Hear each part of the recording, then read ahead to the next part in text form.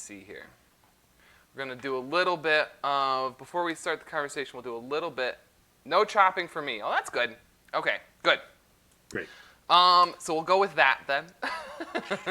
And hopefully everything looks good, because it looks like it's a little bit of a, looks like there's a little bit of some delay and stuff. But we'll go with it and see how it goes. Okay.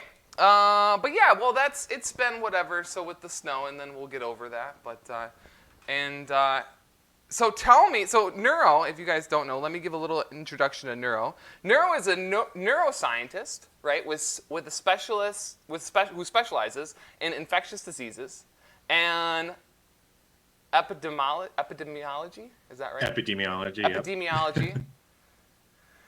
And now you're a global health advisor to the U.S. State Department, right?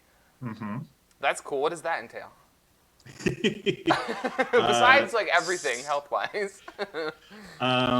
So I bring, so a lot of my infectious disease work comes from a clinical side. I did my medical training and went directly into neuroinfectious disease. And then my PhD is in computational neuroscience.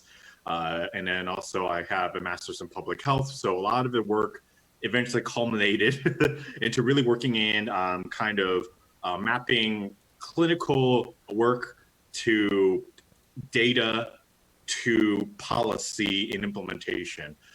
There's usually a lot of gap in between all three different groups.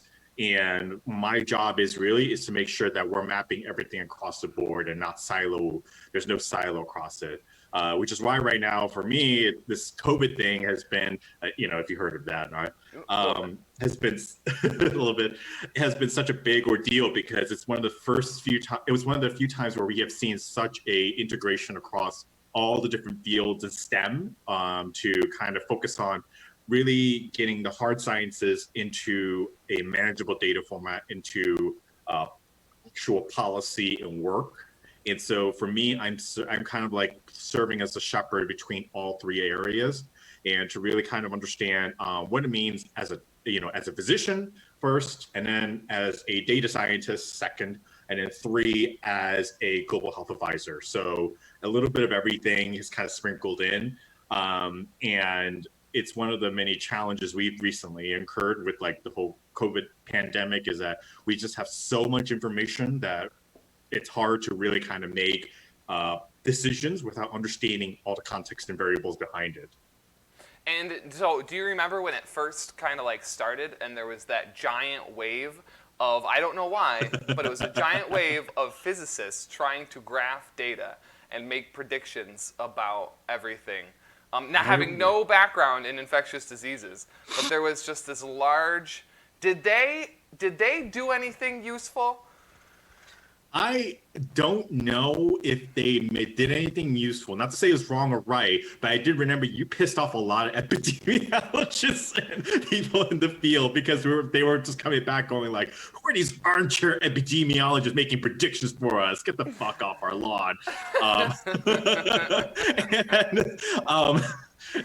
It's so funny because like I remember that day we were in a meeting and someone brought up some model.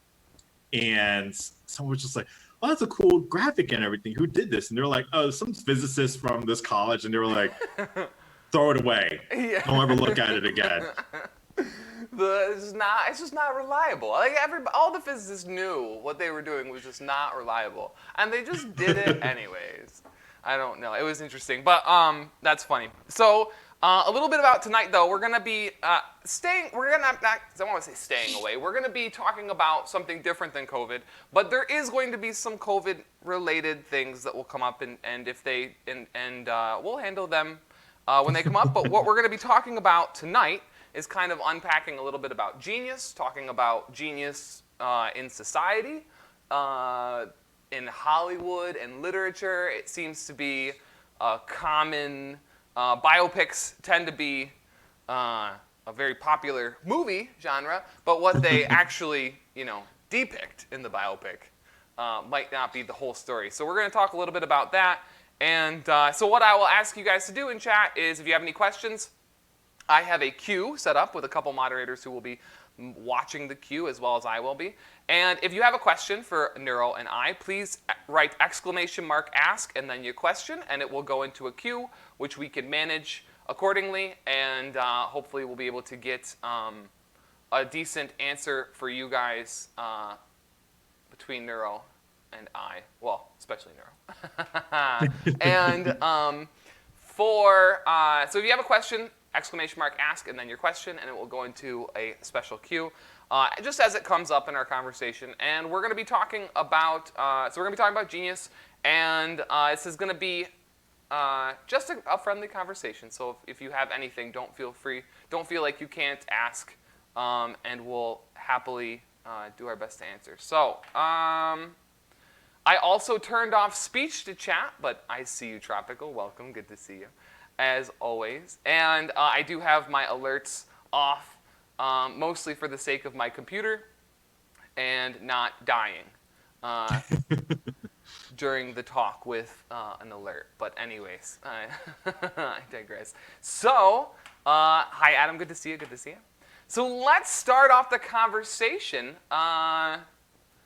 Neuro, I want to know what is genius? What is genius? Like, we see it everywhere in biopics. There's a National Geographic show titled Genius. Like, and I guess maybe they pick who's genius and who's not. I don't know. What you tell me what genius is? So let me take a step back in terms of like really talking about genius. So I'll talk about it in the sense of like a very briefly on a cognitive neuroscience perspective, and then we could get into like anthropologic descriptions of geniuses, right? So from a cognitive neuroscience, we usually look at a genius in a sense as someone who really employs all faculties of their neural faculties to the maximum, if not beyond, in any sort of real world application or just in general, whatever concept that might be, to really solve problems or accomplish items or whatever it might be. There's a limitation to that definition, which I'll go into in a second. But then we look at the anthropologic kind of like, or just in general, like how we viewed it in history. And we look at it in terms, we define genius in the sense of like very much like, what were the contributions of the individual to their field, or what was their contributing factor that disturbed the field so much that it revolutionized it in some way.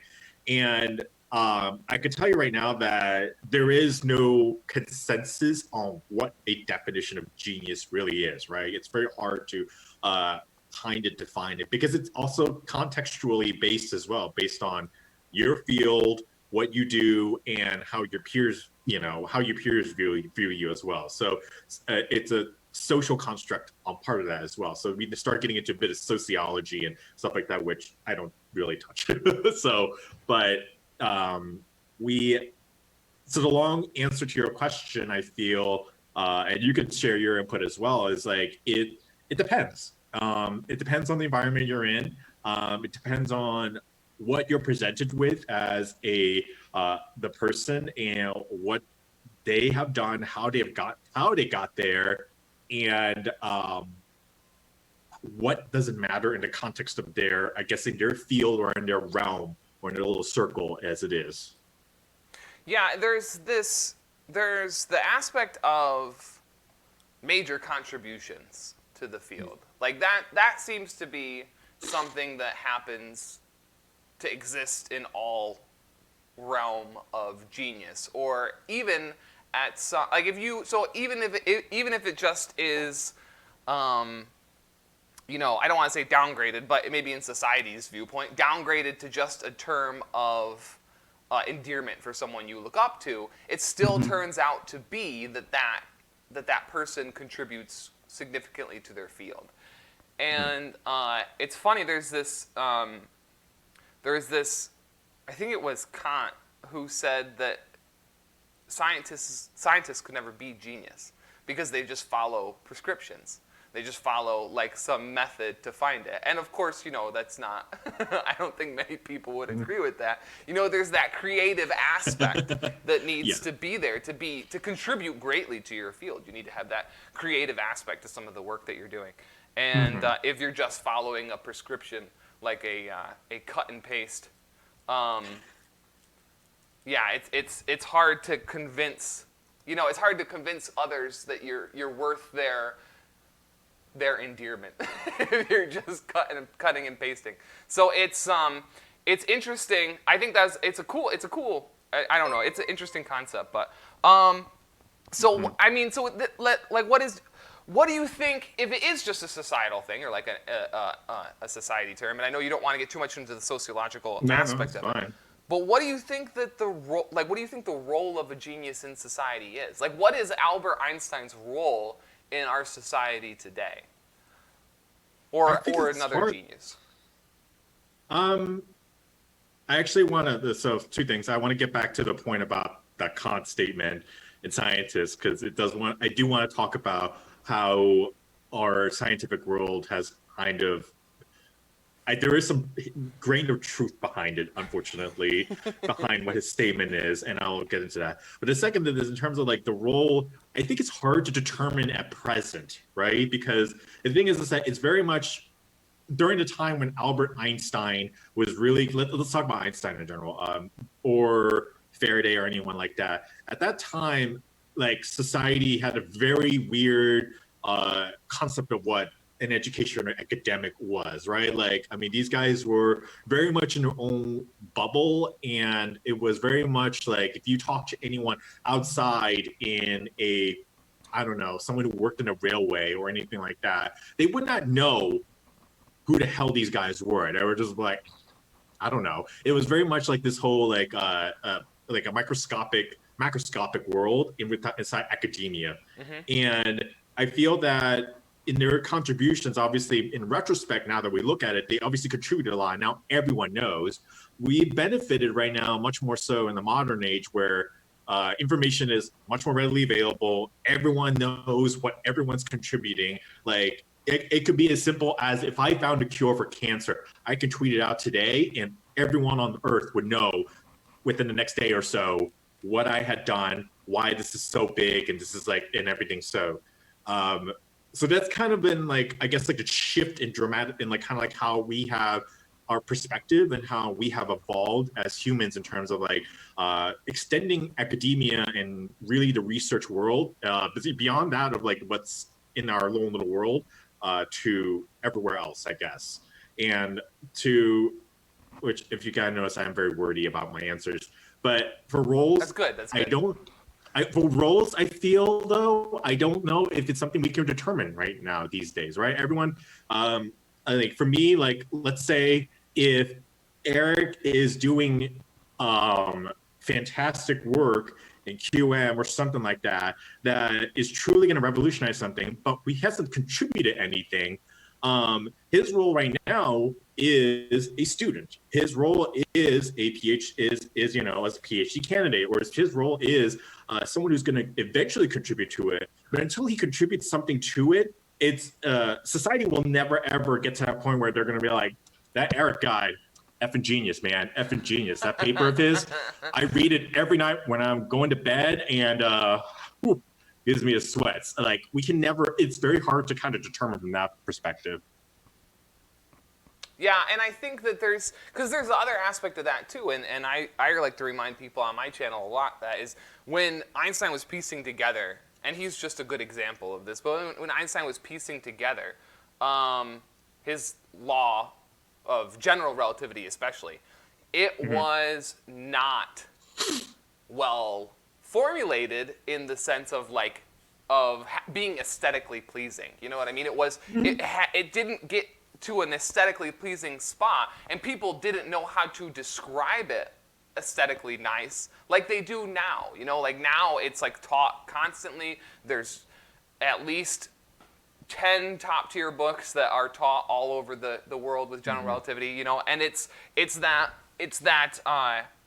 just time has made it so that he has now he's a household name. He's a, sometimes an insult, sometimes a compliment. It's like that. That's the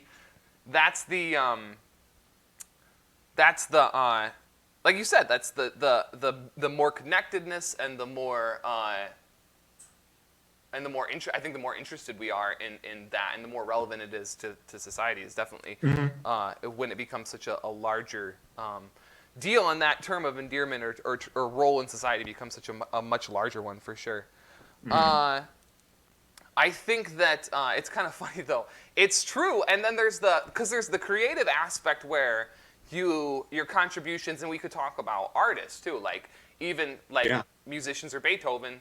Or musicians like Beethoven, or artists like Picasso, or Da Vinci, or something like that, who could, do something creative, and musicians or Beethoven, or and they could do something super creative, and push the boundaries of our understanding of that genre or interest, and that was something that was,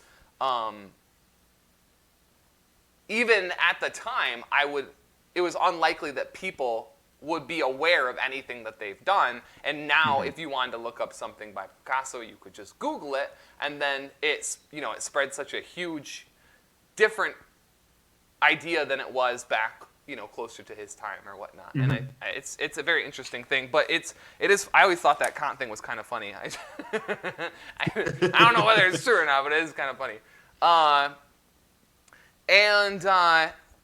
Let's see. Let's take a question really quick from Antrophy. Going off what Nora said, is it possible for someone to be genius, quote genius, without having significant contributions to a field?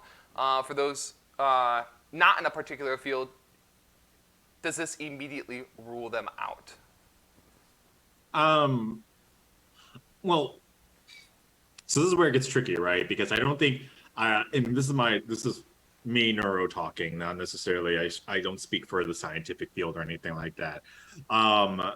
Genius can be as simple as effort put into the work that you do and how you support it. It might not result in something significant or significant contribution to the field. You're not going to revolutionize physics. You're not going to revolutionize medicine. But the fact is that you're contributing to additional knowledge, or you are, in this case, like providing additional support to that in a meaningful way. And it could be something as you are a diligent but very keen laboratory assistant in a wet lab, and to that, I can easily say, oh, I have a genius lab tech here that's contributing a lot to this.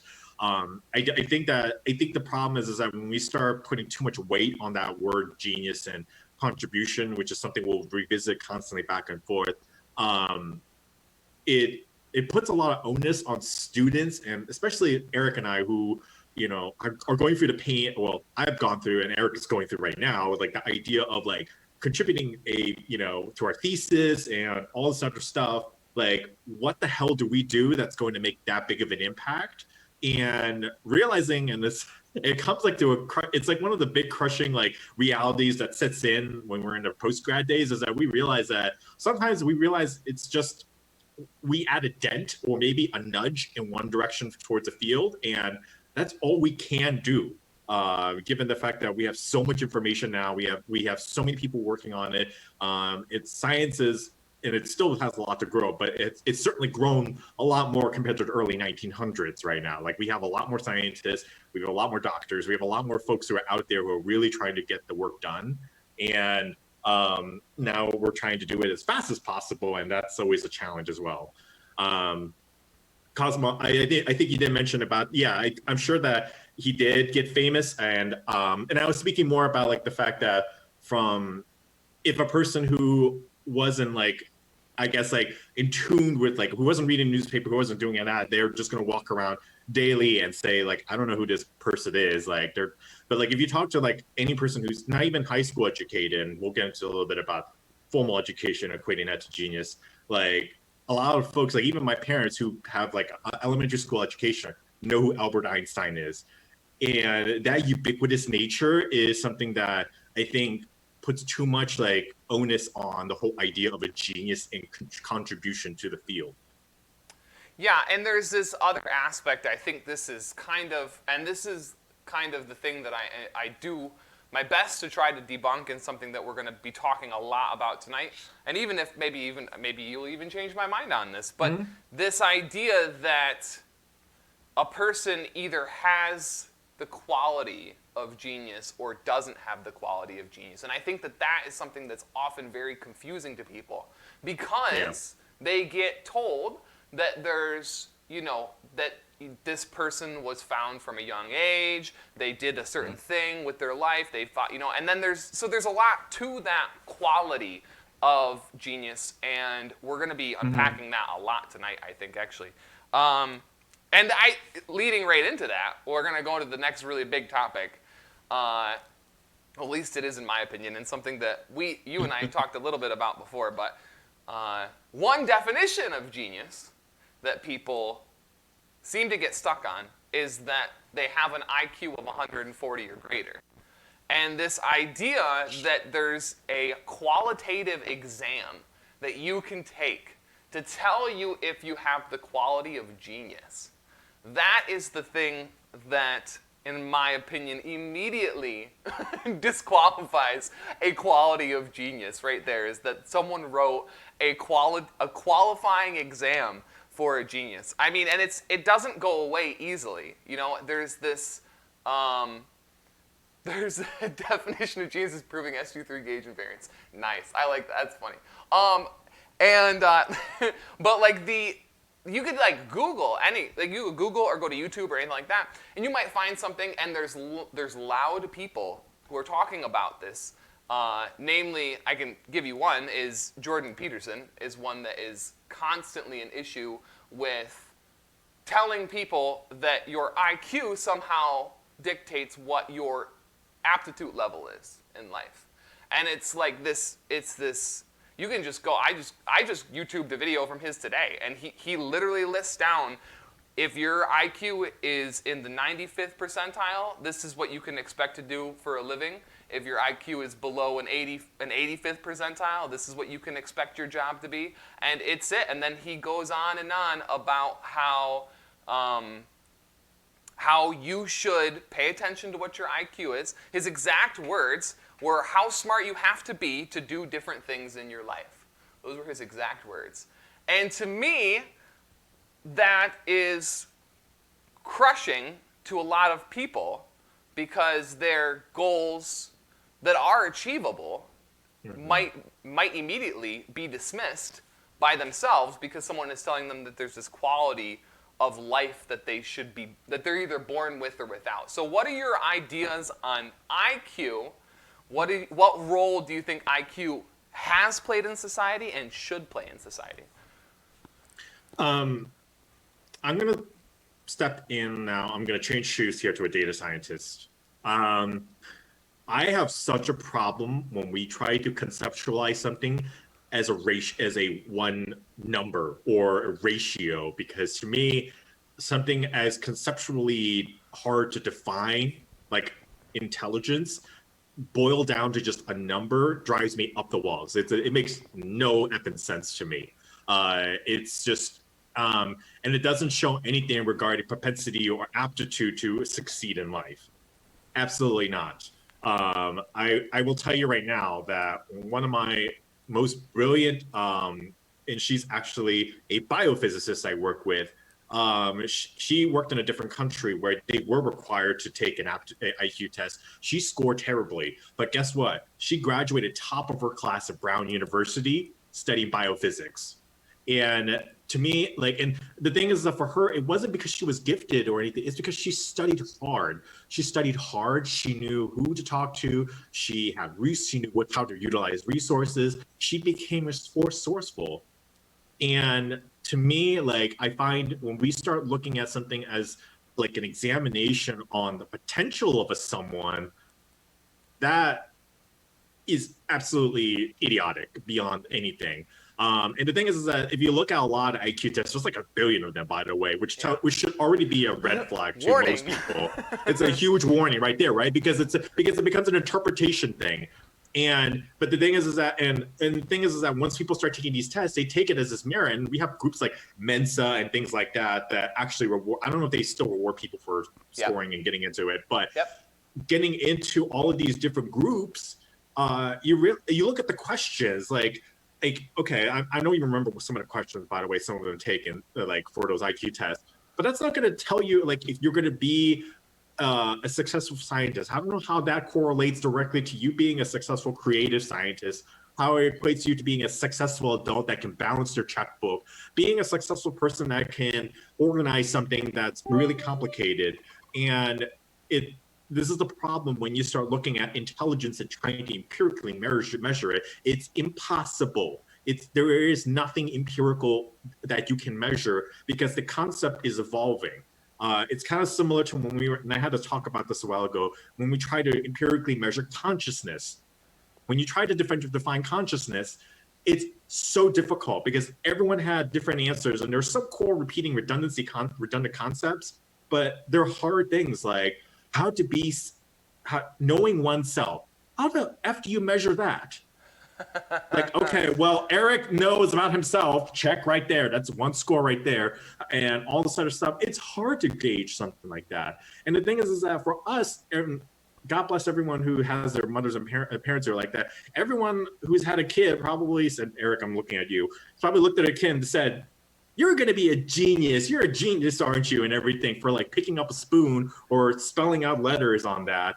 And we inevitably kind of ingrained this concept that there is measurable milestones and things like that towards it. Now, there are the outliers in the situation where you do have like the 6-year-old prodigy who can play piano and things like that, or the Doogie Howsers in the world who might be able to get beyond there. But there is no actual evidence to suggest what it is that might have caused them to be at the state that they're in. Like, and there's I wish there was a paper for it, but there isn't anything out there.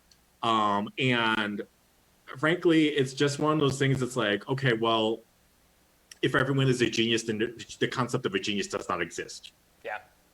Yep. 100%. I is Cat Kit. Thank you so much for the 100 bits. You are a genius. You are a winner. Let's go. Thank you again. But yeah, I 100% agree with that assessment. I think I mean, we can look. I just looked up a couple bits of history about the IQ test and what it was used for. Like there was a question in chat is why do people take IQ tests from Cosmolano? And that's a good question. And nowadays, there still is variations of the IQ test. I mean, even tests like the SAT, the ACT, the GRE, all of these are measures of your cognitive skill and the measure of like the hard factual knowledge that you have. Now, granted, there's some good things that can come of those, and as we move forward in society, I think less of a weighting factor is placed on those. So my school doesn't require a physics GRE. Instead, they barely require a GRE. They just want to know that you took it, and they want to see roughly that you didn't fail. Right. Or that didn't get a significantly low score.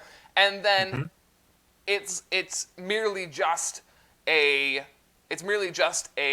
side consideration. Your main things are what have you done, how hard you, I don't want to say how hard you have worked, but in essence is how much have you accomplished in your time in undergraduate, in your time in between undergraduate and graduate school. It's all of the things that you've actually done, your grades, right, your transcripts, your things like that.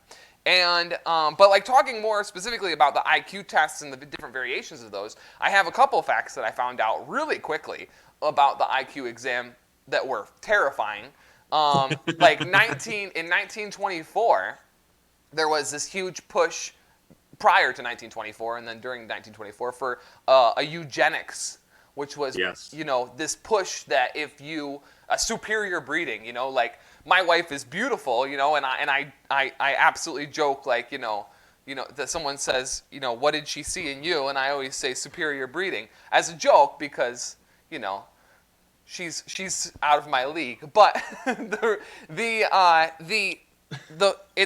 it's funny now, but in the early 20th century, it was a really big deal. And in 1924, Virginia passed laws that if you had a score on an IQ test that was below a certain score, then your family was forced to sterilize. Like you have forced sterilization, as well as I think it was interracial marriages were forced into sterilization as well, and things like that, and all of that, and like the majority of that is just due to IQ tests. So one thing that happened was during World War I, they would draft you, and you would have to take an IQ test to figure out where you would place in the rankings, if you should go to officer school or not.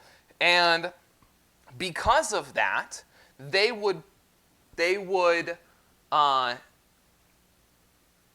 test everybody. So if you immigrated to the States and could not speak English well, you were automatically at a huge disadvantage taking the IQ test. So then what happened is they started publishing these pyramid schemes, or I should say pyramid schemes, but these pyramid graphs or pictures where the people who were Americanized, literate, educated, were scoring higher, and that happened to be a large amount of whites, just because of the privilege that whites had, and American whites, not European whites. So what happened was this racial prejudice just got so exhaustive in the army and in the military in general, and it just put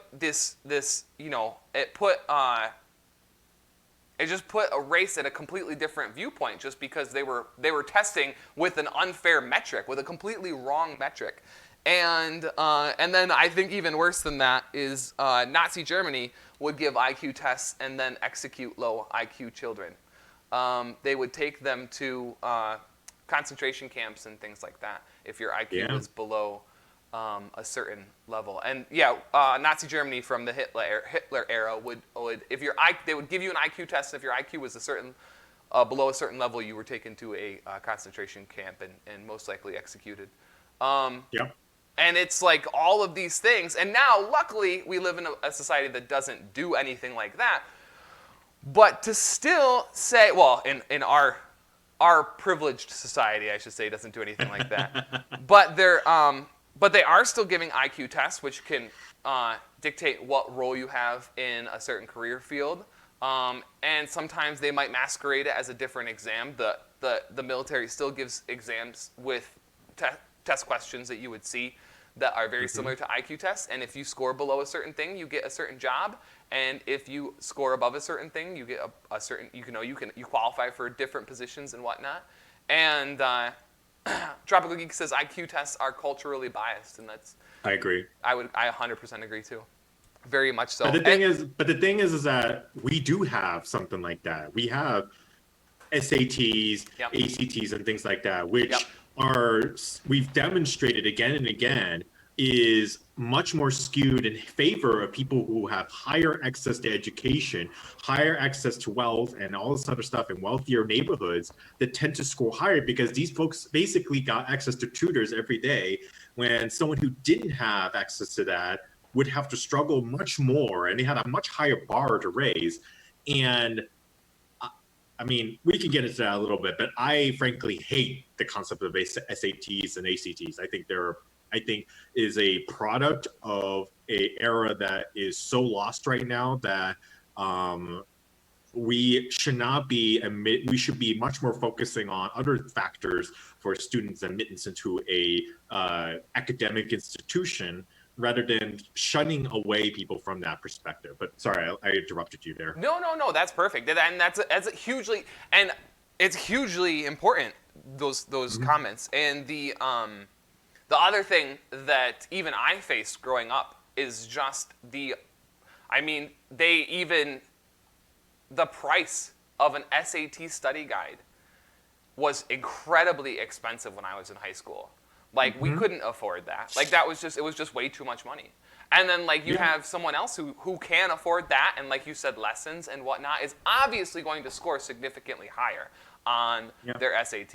And then again, like colleges still put a lot of emphasis on those standardized testings. I said that like the GRE is starting to fall out of favor, but it hasn't yet. And some schools still require above certain grades in order to get admittance into their programs, and it's absurd. I 100% agree with you. I think that graduate school is making the first moves to get away from standardized testing. I hope that continues and that they continue to make those moves. I don't remember exactly, but there are some state schools in California who are now getting rid of the physics GRE, and as I told you before, there are state schools in New York who have already gotten rid of the physics GRE. And now, even that step just automatically puts significantly less weighting on the GRE itself. So it's exciting to see, and I hope that it continues in that direction. Agree. My hope too is like, and this is not me shitting on the effort, it's easier to do in an upper educational system because at that point, the pool is significantly smaller and we deal with a less variety of kind of, I guess, quote unquote, aptitude or group of there. But what we really need to get to, and this is stepping my shoe from data science to a policy person, we need to address our education foundation from the ground up and really address the big elephant in the room. It's like, why are we effing making students do standardized exams when there is no actual value to it? And as someone who's in the education field can correct me, but there is no value in that or in the SATs, which again and again we have demonstrated absolutely does not test you as how you will be as a graduate, as a college student. Rather, it just says that you're a better test taker on that. And this is just one of the bigger problems I have with kind of how we're approaching education, really. And the concept of genius can really start getting into like criticism of our educational system, really. Yeah, no, because the reality is it also goes back to that the ability to send rapid and widespread communication really quickly. And if you don't do well on an exam and a classmate finds out, then your entire class could find out in a matter of 5 to 10 minutes. All they have to do is send out the right words, and then in the other spectrum of that, if you do extremely well on an exam and a classmate finds out, they could do the opposite. Oh, such and such got this on the exam, or they always get A's. They're a genius. They're above level. They're above us in some way. And there's that extra bit of communication, rapid communication, that just again puts this emphasis on this quality that one person has versus somebody else. Now, I did have a question. I didn't know if we'd get into it, but you gave me a nice segue. What do you think the role of the government should play in managing standardized testing? Now, the reason I say this is because they were the ones who did the bad with the IQ testing back in the early 20th century. So they obviously have influenced in the history the standardized testing, like, they've done stuff that is wrong with standardized testing. What do you think their role is in correcting the ways that standardized testing is controlling our schooling system? I'm going to be honest. I think that the government should not. Well, one, we should dismantle the current system right now, which is a lot easier said than done. I understand that. But we need to address inequities in education, inequities in our educational system first before we start when we do a standardized exam. A standardized exam assumes that every single school has equal access to has equal access to knowledge, has given students all equal access to everything. But that's not true in our country right now. It's so not true. There are poor neighborhoods right now. I could tell you in New York that students are basically using outdated textbooks, and you're expecting them to be on a standardized exam of someone who lives in a wealthy neighborhood in Manhattan? No, that's a joke. that's a big problem with the whole idea of a standardized, like in terms of anything. The idea is that we, as the government, really should be focusing on ensuring that equities of every single school and every single district is much more capable of being able to be on a level playing field as a nation before we start standardized exams. Because right now, what's happening, and this is an unfortunate shift in the standardized exams, the standardized exams are determining the funding of schools. Yeah, it's so backwards. Yeah, that's so backwards. It's so backwards. You would think that the ones that are scoring lower on the standardized exams should be the ones that all of a sudden get the significant amount of aid that they need to push them to a way so that they can get up higher. And that's just in my opinion, at least, like that if the standardized exams are not producing, if the standardized the standardized exams in an area of the nation are lower, it could be, and worth investigating, the fact that the school isn't funded properly.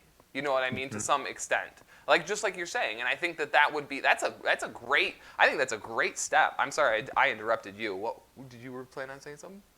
No, I agree. I mean, like, I think that, well, I mean, like, a lot of it comes down to right now where it's just like, we're always revisiting this discussion every administration and every cycle. It's like, get teachers paid more. I can tell you right now, that has been a discussion since God knows when, and it's still ongoing. It's going to continue going. It's an unfortunate, like, reality behind it is that we're never going to get to a point where, like, the teachers are being paid enough, because we're addressing it from a very top-down perspective and not real from the ground up.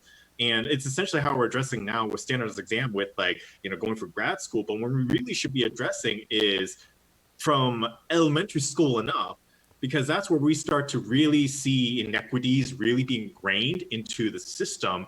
And it reflects much more up so, in terms of, like, when we start bringing a lot of students into academia, into research and all that other stuff, having access to those resources, that's the key thing here. And we cannot hold I guess, like, the onus on the success of our students on a standardized exam when we're not giving them all a fair chance. Yeah, 100%. And that's just, I don't want to continue to poke at this group, but the group of the people who make up the IDW, whose goal is to say that there are tough choices to make. They say that these are hard facts, that the statistics are hard fact statistics, that lower IQ people have a subset of jobs, that the people producing the most amount should get the most amount of work and stuff. They just are encouraging this deficit and these gaps between the the parts of society. And it's for some reason they're getting a larger and larger following, and it feels like we're going in the wrong direction sometimes when we're giving them national platforms to speak on and stuff. It's a simplistic answer. We have observed this it's a multiple phenomenon in many areas, and you've seen this in physics. I've seen this in medicine, and people tend to be much more attracted to a simpler model, a simple answer, and it's never acceptable when you say yes but no. Like, if I were to tell that to most people, they won't. I can guarantee you, if they're not willing to hear it, they won't hear it. They're just going to be like, no, that's just not acceptable. It's a binary yes or no, good, bad. And I'm like, well, unfortunately, in the world that we live in, especially when we start getting into a lot of the complexities of stuff like that, as an example with physicists getting into epidemiology, context is so important, and there's so many nuances that are missed in your experience and things like that. I want to actually point out a great example of a situation where I think an exam was great, and that's in med school. You are required to take an exam called Step 1. Or actually, let's go to Step 3. There are different step exams in medical school that you're required to take. And they're not only about rote memory, which unfortunately I feel is a lot of the case. They're much more about like giving you case studies, giving you lots of examples of very difficult medical situated questions, right? Saying like, okay, you're presented with a patient with X, Y, and Z, and these are the lab results. This is what you do. How do you manage it? And I feel like that's a great exam because it's a culmination of you learning as a physician, getting to that point where you can get to a point where you can start problem solving and piecing the facts together and becoming a successful physician in the field, right?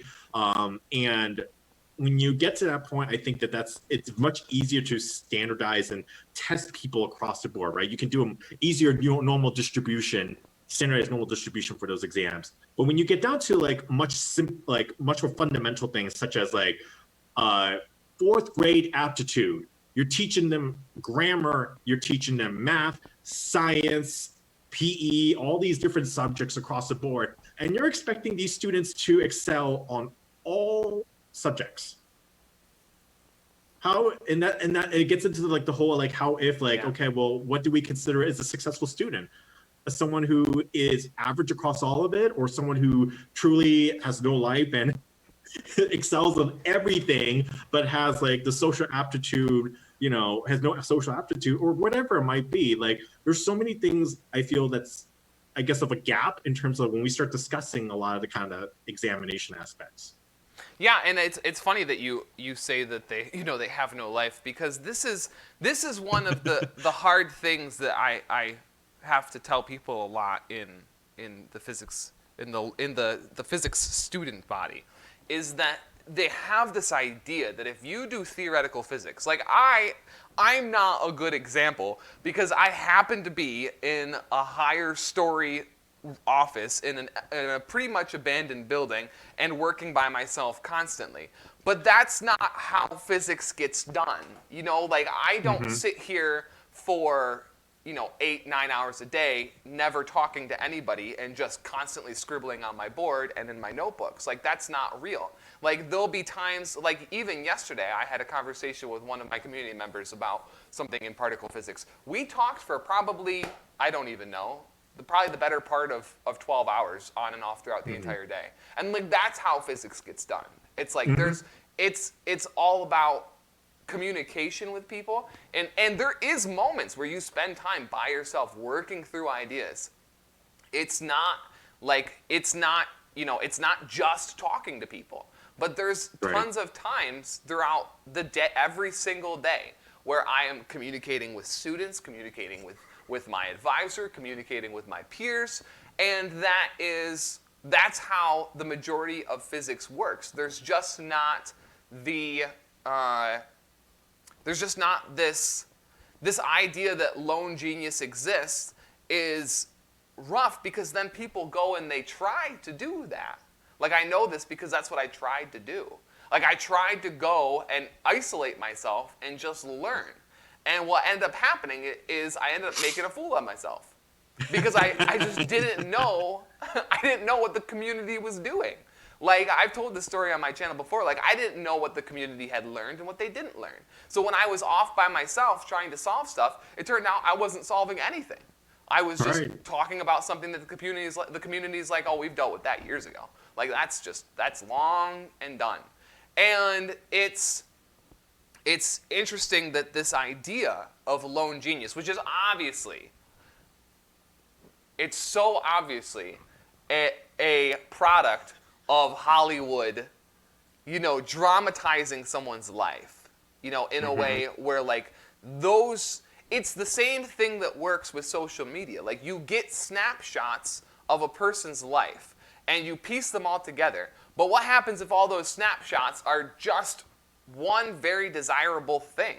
Like you don't see the rest of the person's life. And like I think now we can tell that there's other things that happen, and we know that there's positives and negatives. But that doesn't help with the fact that like I'm in my third year of graduate school, and I've done 3 years of doing nothing but grinding through calculations with no major breakthroughs, no like aha moments, no like, it's literally just grinding.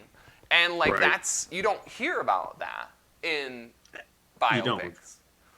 And No. it's grinding with like 5 other people who are also grinding through these things, and like we're all just doing it and we're talking about it and we're doing it and we're talking about it. It's so much different than, and we love it. There's that. We love doing that. But it's so much different than this lone genius who's a master of every single mathematics that's ever been, written, who's not involved with any of the communities doing it. It's like, it's such a weird thing. And it struck me as when you said that person they have, no life and just working on one thing, that might be good for them and they might be able to master like 1 or 2 things perfectly well. But then what happens when they get to a group setting and they don't know how to behave with a group of people? What they are going to become, not very effective at communicating their abilities or, what everyone else is doing when they've never been taught how to do that. So there's a lot of aspects of that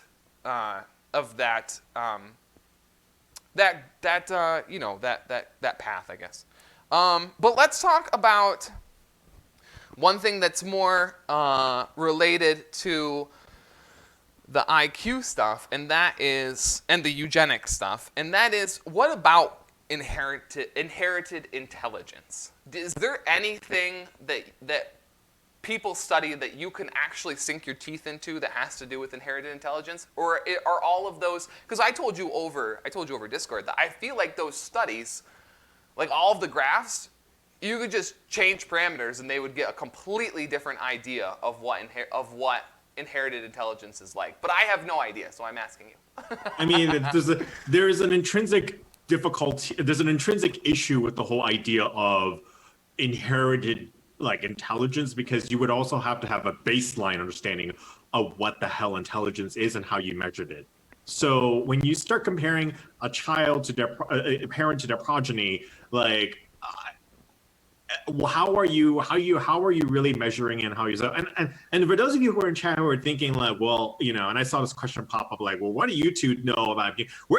I'm not claiming I'm a genius. Eric is not claiming he's a genius. He might on the offside and everything. He'll make fun of you guys, but I'm teasing. But the thing is that for us, we deal with so many in our field, and I'm sure you come across this, Eric, who truly do exclaim the fact that they are geniuses and things like that. But anyways, but that's not the point. The idea behind it is that to measure is assuming you have a baseline data understanding of what the hell intelligence really is, and how you measure that from parent to a child and successive generations beyond there.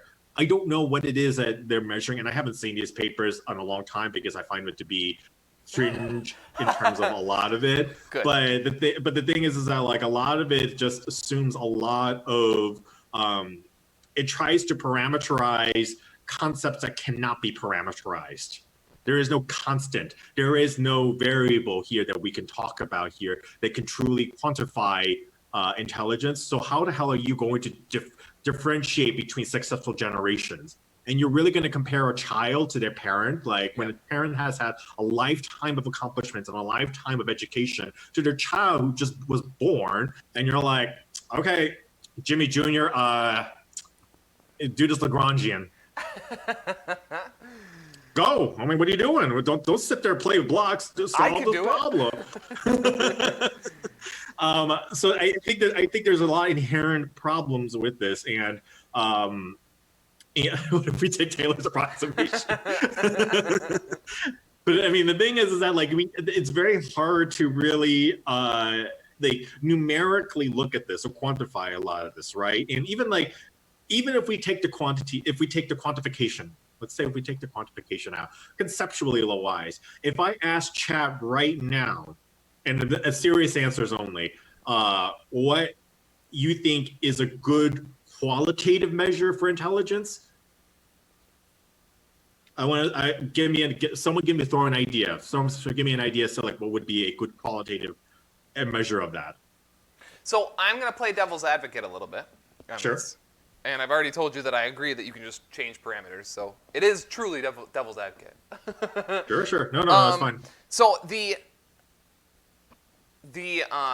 what neuroscientists have claimed to have found more recently is that the that the parts of the brain that encourage learning new skills Hmm. are connected with, you know, there's the space between the neurons that seems to be transmitting information at certain rates. And there's the studies that I've seen, at least seen, you know, and talked about, have said that amongst the people who have contributed significant amounts to the field, like Einstein and whatnot, that they have more of this, of these cells, more of this growth in this area of their brain, and whether or not it's a muscle that has been, you know, gained through hard work, or whether or not it's something that they've been, you know, born into. But that muscle or that part of their brain, white matter or something like that. I don't know what they call it, or gray matter. It's white matter, glia cells. We'll get into that, but like the idea is that like I know that at one point there was a huge discussion regarding glial cells, which are kind of non-neuronal cells. They're not neurons, but they facilitate essentially the differentiation and how they're grown and all sorts of stuff. This guiding path for those neurons. They have shown that for some people who exhibited higher quote unquote cognitive faculties, that they had a much higher density of glial cells. And they did a study actually where they implanted within monkeys of that, and they were able to learn things faster. But then again, like the propensity to learn things faster doesn't necessarily mean that I would not even. I don't know. Like this might be it might be a point of contention amongst Chad and everyone else. Like, do we qualify that as someone who's a genius, or even like in this case, like for me, and I say this as someone who struggled during elementary school and things like that. It took me a while to learn a lot of concepts, but eventually I got it because I studied nonstop, as opposed to, you know, my colleagues who got it instantly within lecture. Like you've seen those people who don't take any notes, who sit there and are just like, yeah, oh yeah, totally. I totally understand. And you're sitting here scribbling notes like it's a madman's dash. So again, there's a bit of disconnect really from that perspective. I think that there is correlation, but that correlation doesn't translate to actual like physical science or physical data that we can actually really map across it, right? Like for us to simply say that they have much more glial cells or they have much more higher density of white matter, we have a hard time really of actually conceptualizing, well, how does that translate to real life intelligence or things like that? How does it translate to Albert Einstein formulating his theory of relativity? Like, and we don't have an answer to that. We don't. We have is simply a correlation, and for any scientists that are in here, correlation is never like the gold standard in anything. In fact, it gives us a guiding path to what the next step is. I think it's a good segue, or really like a good way for us to start looking into it. But again, it's hard to gauge in this point as to like, well, does certain genetic factors, do certain physiological factors equate to you being a much more successful person? I don't think so. So what would you say to a neuroscientist who wanted to use qualitatively the amount of the stuff, you know, the stuff that makes learning faster or knowledge retention stronger? What would you say to the neuroscientist that wants to use this as a metric to determine who gets an upper hand in life starting at a young age? Like this would be like, they would say that this is a correlation or not, that this is a qualifying metric that would ensure that they would be successful if we gave them the tools to be successful. So why not give them the tools to be successful? I think this is not even a neuroscience question beyond there. This is just more of a general science question. It's just like, well, what is your justification for using this specific metric to gauge potential? Yeah. if that's where I'm trying to get to. Yep. And how do you define that potential? And that's the big the kind of like shattering thing is like when you try to ask people to define that potential, you'll see a lot of explanations, and I'm sure people can come up with definitions. I'm sure people can come up with it, but there is no consistency across the board to make it something where it is something where anyone. I even demonstrated this in chat when I asked how to measure the quality. A lot of people were like, "Oh, here's this," and some people were asking, "How do you define it? What do you mean? It depends." And that's a problem, Yeah. like, right? Because conceptually, we just can't put it into a definitive, finite, even binary like perspective on it, and that's very difficult in that perspective. And I think that's one of the many reasons why, when we start looking into things like examples like these, I think that we need to take a step back and rephrase a lot of these experiments and say, okay, having higher density of glial cells and all these different things can result in a much faster, simplistic, short-term memory, like learning perspective, which is not incorrect.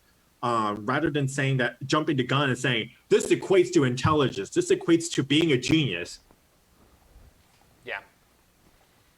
And I think that I like what Crisis Intervention said in chat 100%. I agree with that. And that it agrees with what you just said, that the metric of intelligence, it doesn't include a measure of, of subjectivity, creativity, all these things that you can't measure. It just gets lost when you put in that type of ideology that this is the ideology that I'm a bad devil's advocate because I didn't believe it, but of that idea. You just can't do it. You just can't do it. You're like twitching violently from saying it. Because it's like, because then you get into the idea of morality too. Like you have to, who is to say that someone deserves like a forced, and we're going to talk about the success paradox at the end too, but who is to say that someone deserves a forced amount of luck or a forced amount of success that's hand delivered to them that they didn't have to work for, or that they didn't have to stumble upon? Because there is that, and we'll talk about that. And I think that you get into a strong, like, it's all a moral argument when you start talking about who deserves what pushes in life, and to define a metric that says a certain subset of people are deserving at birth of a push is a and potentially it's potentially dangerous too. Like, it's so dangerous. Of who are you empowering? You have no idea who you're empowering. Oh man, so it's an interesting thing, and it worries me. And the reason I took it to such an extreme is because when I hear neuroscientists talk about that, when I hear them say like, oh, this is the part of the brain that controls, the transmission between neurons, and like that could, if you were born with a large amount of that, then you could be, then you could have a high retention. Immediately I start thinking like, we don't need to know this number unless someone's going to actually try to do something about it. And like, maybe there's a good way to help with, and I hope that most neuroscientists think this way. I hope they do. Maybe there's good information to have in there that might be like, if someone suffers brain damage, like there might be a good way of repair or recovery of those parts of the brain after an injury. And I hope, and I really would hope that most neuroscientists would go that route, but it sounds to me like it's just another easy money grab, and that would be something that I'd be very worried about that. It's a subset of cognitive neuroscientists, and I always get very, it gets a little bit hairy when you start getting into cognitive neuroscience, which is why I think you and I had a brief discussion on this. And it's why I always I try to stay away from the cognitive.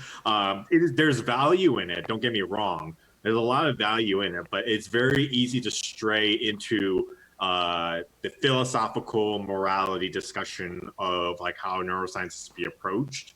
And I will say right now, anyone who has worked in neuroscience, anyone who works in neuro, period, we have only scratched the surface as to how we know it functions. One of the biggest pet peeves I have whenever I see movies and TV is when they do, like, what's that ScarJo movie where she's like, oh, she's activated 100% of her brain. She can like destroy worlds and things like that. I'm like, so that's common misconception I absolutely loathe because it's not true. But the thing is that we, society-wise, we're always just kind of like, haha, we only use 10% of our brain. And I'm like, no, so not true at all.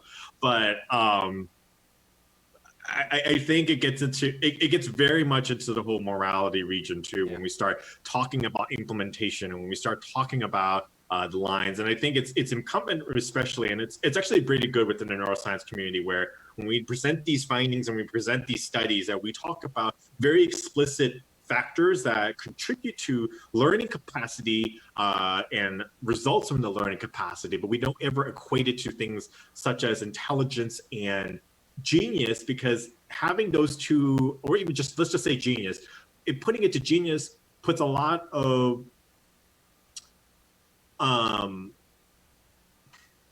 philosophical and sociological like weight to it that is just not measurable, and that's where it becomes a big problem. Yeah, Lucy, that's the movie. But it's one of the many reasons why like I always am so hesitant when I see more neuroscientists like bring out these like really what I call sensational scientific papers, because yeah, you're right. Some of it is like they'll do it because it's like it's very sexy, it's very like it's very Hollywood worthy and everything like that. It's a very small percentage. Let me say that much. The majority of the neuroscientists that are in the field, I can tell you right now, are very good about really focusing on, you know, measurable outcomes and things like that. And even from the cognitive, the really good ones I have seen, and I've met my fair share of really great cognitive neuroscience, is that they're focused much more on a macro level about like the outcomes of certain behavioralistic perspective and the development and its results of that. And that's where we can learn a lot from it, but we can never draw its attention. We can never, maybe we'll come down to get to a point, but we really need to get to a point where we need to find a bridge between actual brain development and translating it to a potential of a person. Because right now there is no such factor. We don't have that factor exist. And until we get to a point where we can actually definitively, quantitatively, comfortably say that this is what genius is, there's no way we can bridge those across the gap. Yeah, I think so. GLGR Twitch asked a decent question, and let me summarize. It was basically that wouldn't it be better if society's resources went to someone who we could identify as more likely to succeed in a certain area of science? And I think that that's a very dangerous mentality to have, of that society would be better or worse. I think that my cop-out for this is that I'm not a game theorist or an economist or an anthropologist or anybody of that. And I would say that you'd be hard-pressed for me to say that elevating like single people or small groups of people would be better for society. But I'm not like anyone who studies this and wouldn't have any idea about that. And that's, I don't believe in that, so I agree. I have no reason to believe in that. I agree. I think that we really need to address, and this goes back to the whole inequities question of education, right, and access to that. Right now, it's very, very obvious that worldwide there are inequities in educational access and educational, just quality of education in general. And I say this, and hopefully no one disagrees with that, because this is someone like, even for me, who deals with a lot of global health politics and things like that, that's one of the many things we try to address, is access to that education and all sorts of stuff across the board. Girls have access to making sure girls have access to education, making sure that all the different impoverished groups have access to education. Until we get to a point where we can actually comfortably say that majority of the population has equal level footing to educational basis and things like that, I don't think it's very easy for us to even like start diverting ourselves to that question. But it's also a very unfair question to bring to people. It's like, okay, well, you have a population of 600 students and you're here to decide whether if they are going to be a successful person or not. You could deal with someone who is bad at test taking. Those do exist, especially those who have severe anxiety disorders, those who have ADHD, those who have bipolar disorder. They actually tend to be bad test takers.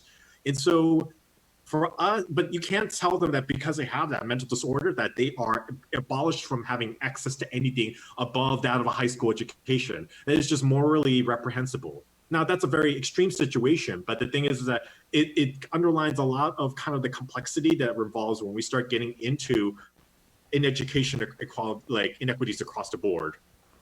Yeah, and I think we did talk about it earlier a lot, and talk about that exact thing, that like using standardized testings as a metric to shift funding to schools who are doing better in standardized testing is again just making the society gap even larger.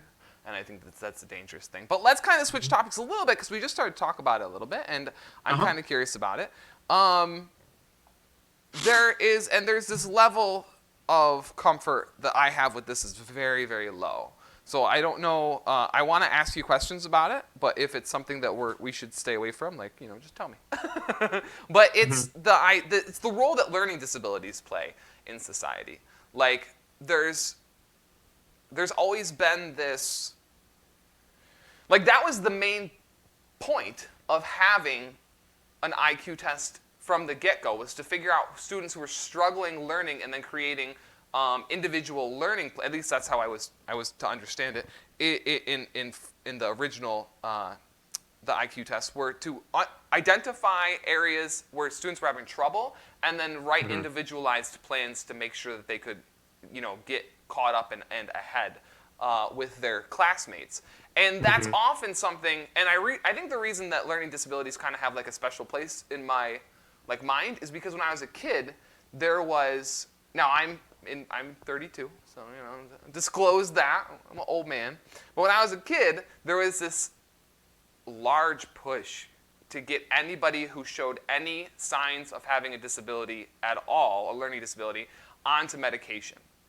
And like there was so much so that like my parents threatened to have my brother and I removed from school if we wouldn't go on medication and everything like that. There was lots of parents had to fight constantly to get people, like parents who didn't want their kids on medication for so many unnecessary reasons, which we know now. We know now that it's not necessary to put over 50% of your class on Ritalin. But when I was a child, that was such a large thing because there was this pressure to keep up with learning and also do it just like everyone else. And I think part of it is it was an easy answer. So once again, and this is unfortunate with a lot of policymakers, is that usually the easier answer is just like, we'll throw some drugs at the kid and let's go on with it. Now, jumping back to a physician's perspective, I absolutely can't stand the fact that just assuming that a child is not able to learn in a setting or child is not able to process information is because of a mental deficiency factor. That's so terrible to think about now in retrospect, and a lot of things we've done. By the way, I'm older than you, so shush. But it's all how you carry yourself. But the thing is I hear when we start looking at that, we don't like to look faulty answers of like, okay, well maybe the teacher to student ratio is way off. It might be that, maybe the course needs to be restructured. Maybe there are certain things that needs to be really looked at. Now, not to say that there aren't situations where medication is appropriate. There are situations where that is the case. But it can't be something where it's just the fault of a large chunk of population, which ended up happening in the case that you were talking about, where we started realizing that a bunch of these schools were just like, all right, riddling up these kids and call it a day, when we really need to be addressing the fact that school probably has one student for, one teacher for 50 students, that there's overcrowded, that these teachers are not being paid enough, so they're just not, and that these students are not given enough attention, or maybe the fact that the student could be just simply bored, which we've seen in some cases. And there's a lot that can be unpacked, and I can't speak on this as a high school educator because I never was one. I taught collegiate students, and that was a lot easier. And you could probably attest to that as well. And they're a lot easier to deal with because at that point right now, for the most part, they're, they're there and they want to like get the most out of their learning from past the undergrad, past like I guess the first year, I guess. But I mean, like, but the thing is that it's much easier once it gets to that point. But when you're back then, it's just like you have to make sure that there's access to everything. I mean, it all comes down to the whole idea that we need to ensure that a lot of these places have the appropriate resources that we can address students of all different academic capacity and potential.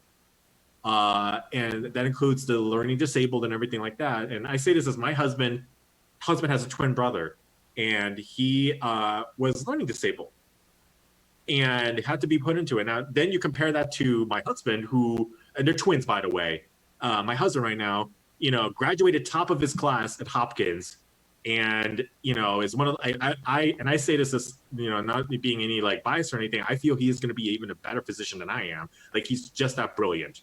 Don't tell that to anyone. But the thing is that like you start to see that there are different access to it, but the school that they went to didn't have enough funding to help support the learning disabled students. So those students ended up being put into the same classroom as the rest, and they just kept getting left behind, and just kept getting left behind. And there was no way to address that problem. And that's such a problem in our society when we can't even address these students who are being left behind, and we're instead pushing all the rest of the students who are excelling onto this podium and just saying the rest hold up the statue right here, make sure they're okay and look good. And again, inequities in the education system have to be addressed. And that inequity extends to those who are, who do have mental challenges to learning and really processing things. And I think a lot of problems too is that we assume that everyone learns the same way. Everyone learns the same mechanism. And I can tell you right now, and most people who are in higher education or in Chad, not everyone learns the same way. Someone could be a visual learner. Someone could be a rote memory learner. Someone could be a tactile learner. There's so many different learning methodologies, but it's just not, it's not sustainable in a capacity where, you have a teacher who is in there and to address 30 plus students and ensure that every single student gets that individualized attention. You see a lot of these teachers end up putting extra hours after their daily lessons to make sure that person is able to keep up with it. And it should never be that should not be the case, but that's the reality of it. It's almost like you need to spend the first 5 years in school learning how to learn. Before you're presented with any material, Absolutely. You just be taught how to learn. And then Absolutely. They can start, so you won't start addition until you're 10 years old. But at least you'll have a bunch of experience with trying to learn. There's I have a question from commentator that I don't know the answer to. Maybe you do, but he basically asks, what's the role of a diet in a student's ability to learn? Do you think that this is something that we could have actual impact on a child's, and I want to kind of keep it on topic, so like a child's ability to perform cognitively based off of their diet, whether it be sugary food or protein. I mean, the reality is that there's so much student hunger. There's so many students who go hungry, who miss meals because their parents can't afford them, who, especially now in COVID times, there's, my school district is really, really good about making sure that they distribute food to everybody. My bus driver makes, I think he said three runs a week just delivering groceries to households because of programs that my school system set up, which I think is amazing. Mm-hmm. But that's very lucky, and it doesn't happen in a lot of places.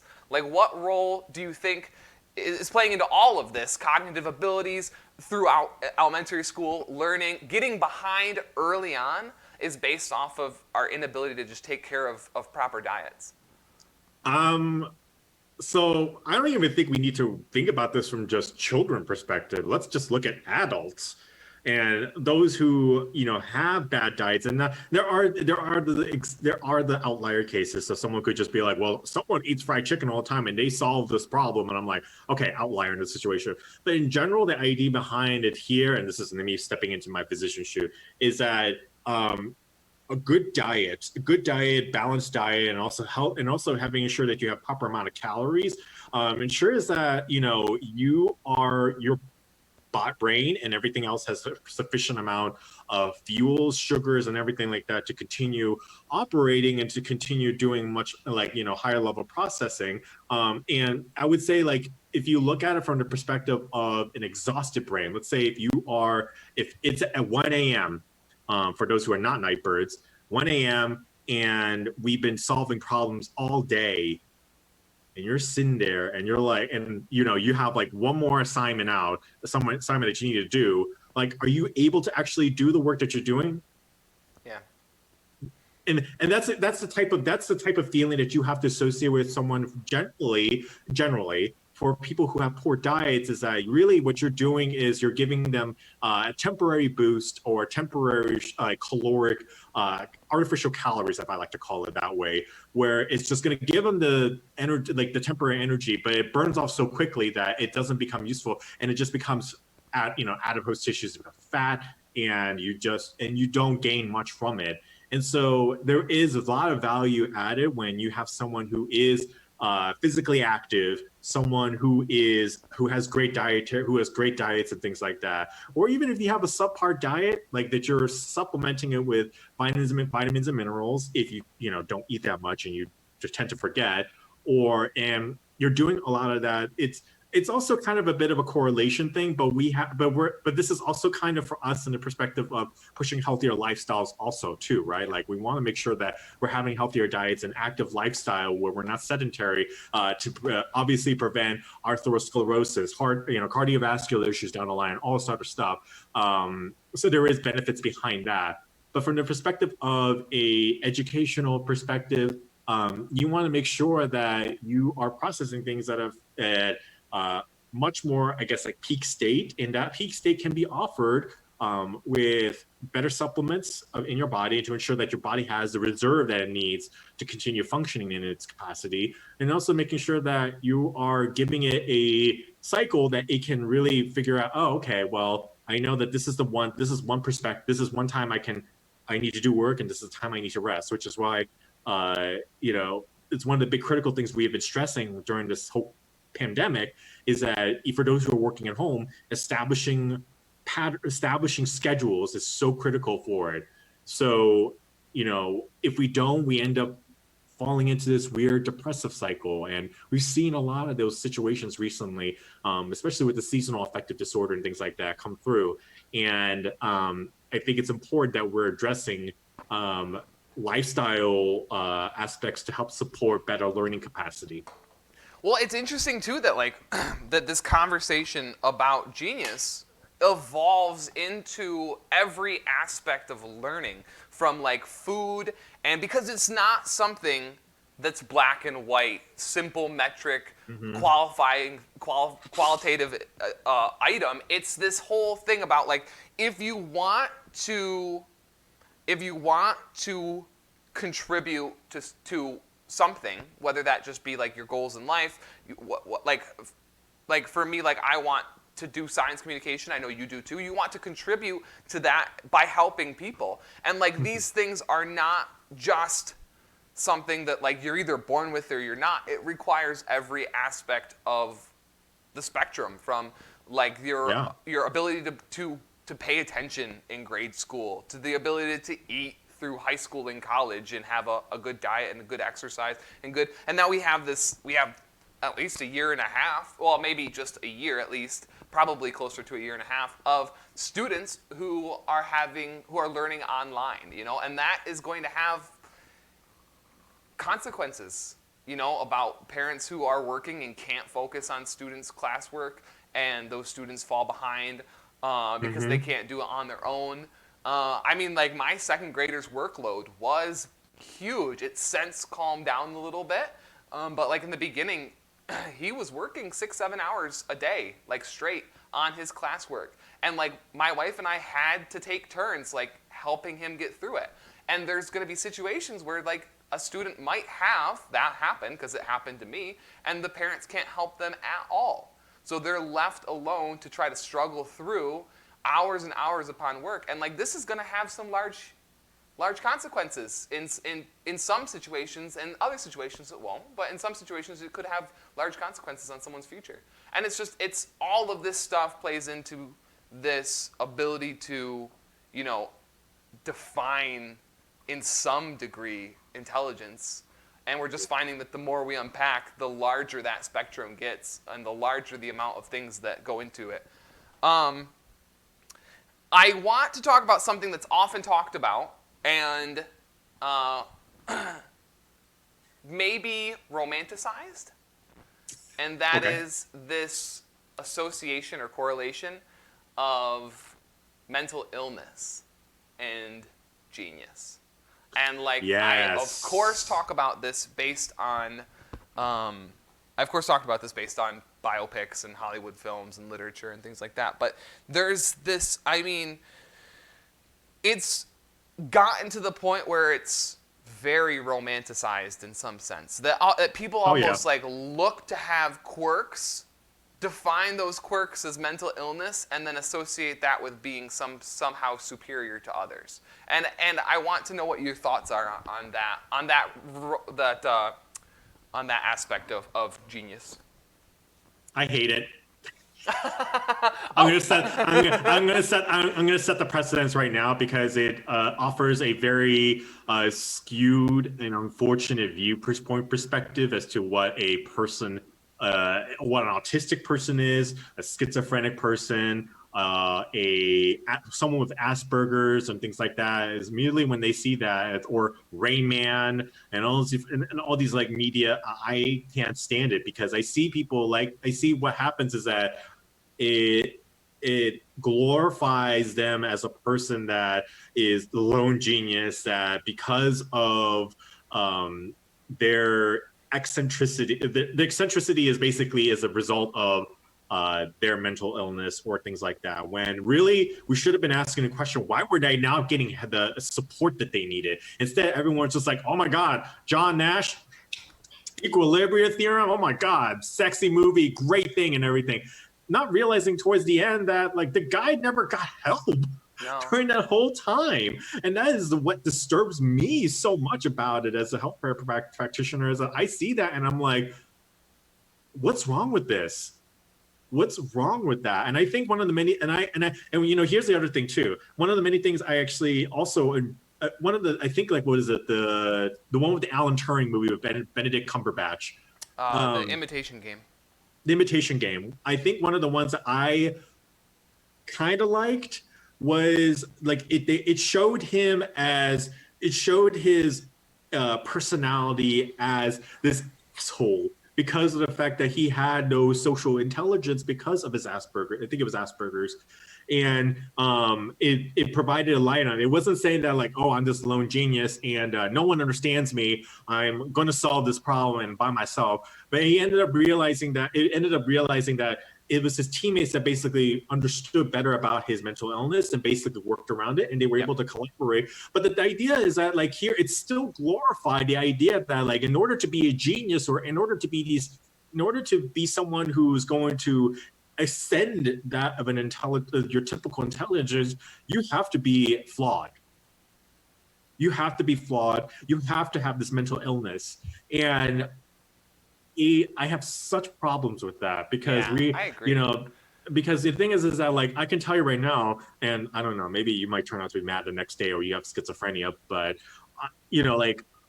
I could tell you right now that a lot of my colleagues and everything who are great scientists and great doctors are truly people we're boring as fuck. We're so fucking boring. We sit here and we're reading papers and I'm like, Eric, do you see this? Do you see this graph here? It's amazing. And it's the grind. It's science is the grind.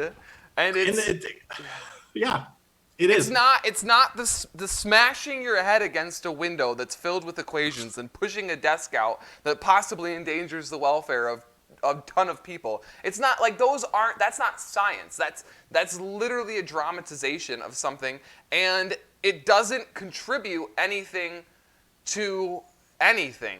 It doesn't contribute anything to the person or the like their contributions to math and science. If anything, those things are just getting in the way. It's making it harder. And like and it's, you're right, like that's during a time where they weren't able to recognize it. They did shock therapies and like electroshock therapies, which were dangerous. They did lobotomies, which I worked in residential care, and I had someone who had a lobotomy and it went bad. And then he was in residential care, but he ended up getting the lobotomy when he was younger, and it completely screwed him up for the rest of his life.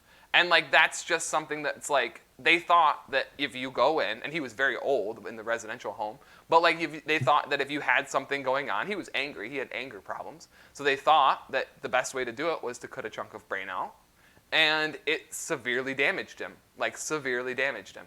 And like that's not something that anybody should go and lift up or like think like, oh, if this person has something that requires shock treatment, then that's what's the mechanism that's causing him to solve great problems, because he was sitting there grinding just like everybody else, you know. And that's it's a weird thing to glorify the mental illness aspect of everything, but for some reason it's become a very romantic notion that you have it's almost like another metric that goes in with everything else in the brain. It's just like this person has like they have, you know, a significant amount of glia or something, you know, or, you know, extended creativity in a different part of the brain or something like that, and then also they have mental illness that runs in their family.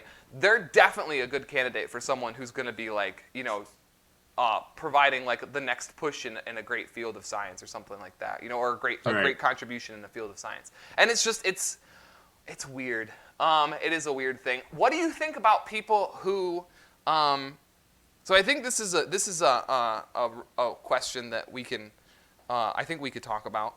What do you think about someone who might come to you and say, I'm worried that, like, I'm not feeling well mentally. I'm worried that medication will restrain me from like my cognitive ability. I will be put into constraints through medication. What do you think about? What would you say to someone who mentioned that to you? Whether it be depression or anxiety or something greater like schizophrenia, like that movie, like the movie about John Nash, they showed him with significantly suppressed cognitive ability when he went on medication. So he didn't go on medication so that he could have his cognitive, so he could think, you know, like he wanted to think. So of course there's that stigma that's being put into society that medication will restrict you from being able to achieve great things.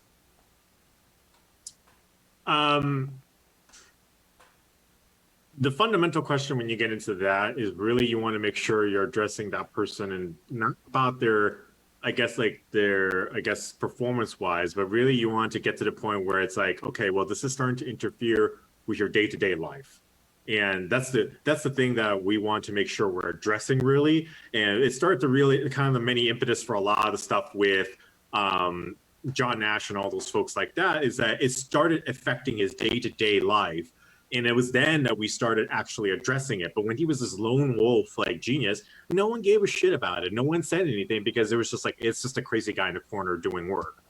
And when we have people who do come in like that, who do worry that there is kind of this inhibitory thing or aspect to it, we have to really bring that back to the perspective of like, well, in order for you to continue your day-to-day life, in order for you to like go grocery shopping, do things that will allow you to live and not even like, like exist in society. I'm talking about like day-to-day existence as a person. Like we need to address it from that perspective. And it doesn't even have to be like, in a lot of the fields, like it's a combination approach of, cognitive-based therapy and medication, all sorts of stuff. But I mean, a lot of it is like, there's never a one-size-fit-all answer, which is why mental health is so difficult to really address really. It's because like not every answer fits in everyone. It's really getting down to the root and figuring out what it is that will be tailored better to that person. So situations such as Nash and all these different movies where it glorifies it, where they're like, oh no, well, I would I'm not a genius anymore and things like that. And like, it should never gotten to the point right now where people have to worry about him surviving as a person and then thinking about his accomplishments or his contribution. It's easier to say now because we're like, oh, he contributed this and everything like that. But the thing is that once again, we need to get back to the point that there was no help given to this guy the whole time he was suffering from this. And instead, it was just relegated to this idea of like he's this lone genius in the corner working on the math problem continuously and all this other stuff. And we never addressed it. And I mean, probably consequence too of the time as well. I mean, obviously, but now these days, it's like it should never be an excuse. We should never glorify those type of disorders or anything like that. Yeah, I agree. And it's awesome seeing people share their experiences about different medications and stuff, and verify that it is in fact not, and it is true. It is very not like a one size fits all. It really Absolutely. requires a lot of testing and time and patience with everybody involved, and I think it's definitely important. Let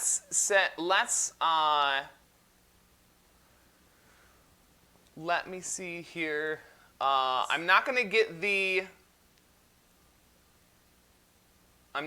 queue out yet. I have a couple more things to talk about, and then we'll start looking at things in the question queue.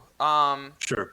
Let's finish up our discussion with this topic. Let's talk about the success paradox. Okay. Let's go. The success paradox is an interesting thing, and Veritasium. I've been binge watching Veritasium, and Veritasium has a wonderful video about this, and has been saying the same things that you have been saying all night long, and that I have believed, and I think that's wonderful. But he's a PhD in his physics education, so his main study is about educating physics students, and I think that's great, awesome thing. But he has, so the success paradox is basically that that there is, and I'm gonna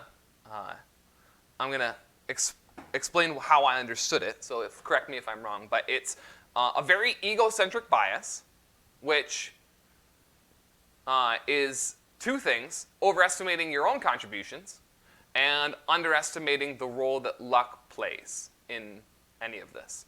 And we talked a lot about luck, but we didn't call it luck. Because I think that is, instead we called it privilege or assistance or, basically just people paying attention. Because right now it's luck because it's not, it's being born into a certain role. But I think the goal is to have it less be luck and more be like something that we can control and account for. But let me talk about the overestimating your own contributions first, because that's also something that is glorified in film, and that is, like you said, with Alan Turing, right? Like that's one of the big caveats of the movie is he's an asshole. Like that's his thing. Like he thinks the whole movie is based off of, and instead of playing it like like Asperger's or like a social like I don't know what the classification of Asperger's is, but like a social impairment maybe. And that is, the instead of playing it off like that, they play it off as, oh, he's just a badass. He's just a guy who doesn't, won't take anything from anyone. And that tends to be something too. Like with Hawking was snarky and would make, crass remarks and rude remarks to people too. And those are the things that you hear about. You hear about that stuff, and you hear about and different things. Well, I don't want to get too much into because I don't know how much more I know. But there seems to be this other thing that if you come into a conversation hot, like you're not looking to take anybody's opinions or anybody's guidance or advice or anything like that, then that somehow elevates your level of intelligence. Do you see that glorification in society as well when it comes to genius, that they don't take people's advice or ideas and they're not listeners at all. They say what happens because they know more. Look at Congress. We're talking about geniuses here. No, I'm just kidding. I know. I mean, but the thing is that like you have Congress folks who are literally running science and technology subcommittees right now. People who barely know understand how Facebook works, who are making policy level decisions on that. And like it's just one of the big fallacies with it is like whoever, and like I even say that in a video game example, I even talked about it. It's just like whoever's the loudest person, more aggressive person tends to, unfortunately, in majority of society, tends to get the attention and sometimes even success out of it, right? I mean, we've seen in Among Us, it doesn't matter if you come in with a detailed example of what you were doing to the group after they try to figure out who the murderer is. Doesn't matter. It's whoever's the fucking loudest person in that room who basically everyone listens to, and that dynamic you could see it in every game. It's just whoever's the loudest. They're like, nah, Eric is sus. He's totally sus. Yeah. Oh my god, he's so sus. And Eric is sitting here and he's like has PowerPoints of like where I was documenting every step of what I'm doing, and it doesn't matter. People don't care. And I think we see a lot of that paradigm also within academia. As well. And luckily we have certain systems such as like, peer review journals and things like that, but those don't even guarantee like, 100% vetting of those. But there is like a bit of like this like dynamic, unfortunately. It's like an artifact of like the older generation where it's just like, in order for you to be a successful academia, you have to be the asshole. You have to be the big honcho alpha in the room in order to really establish your dominance. You have to know everything. And you never hear about the ones who, and this is why I stress so much about whenever we talk about these days, like the idea or concept of I don't know. Yeah. It's such a horrible phrase that no academic person likes to say, but the ones I have found who have always been successful, the ones who really excel higher, are the ones who truly ask, who really says, I don't know. That's a great question. I don't know. And they pursue that. And they try to figure out and piece together the components of it. Yeah. But the ones who, and the thing is that we are a lot of the older cultural factors, it's just like, you have to come in and you have to know everything. You have to propose the right next step on this, even though I don't know about it, but you should know. Yeah. Because you were blessed with this education. No, fam, that's not how this works anymore. This is not how education or how like higher level academia should function. It should be fostering the fact that we are in a communal environment, that we're learning together and we're working on problems together. Yep. And that mentality is such a old man, white man mentality. And I say white because it's very much like, you do see it in other cultures, so I won't say just that, but it's such an old, archaic educational concept that you have to come in with this honcho thing. And there's still people who exist who are like that and run the field, by the way. Yep. Oh, yeah. I won't even say that they don't exist, but there are people who are like that. Yep. But a lot of times I can tell you the reason why people don't say anything is because it's just like this person is so well published that everyone respects them at that point that it's hard to say no to that person. Well, it's even so much as to say that I have been coached to not ask why.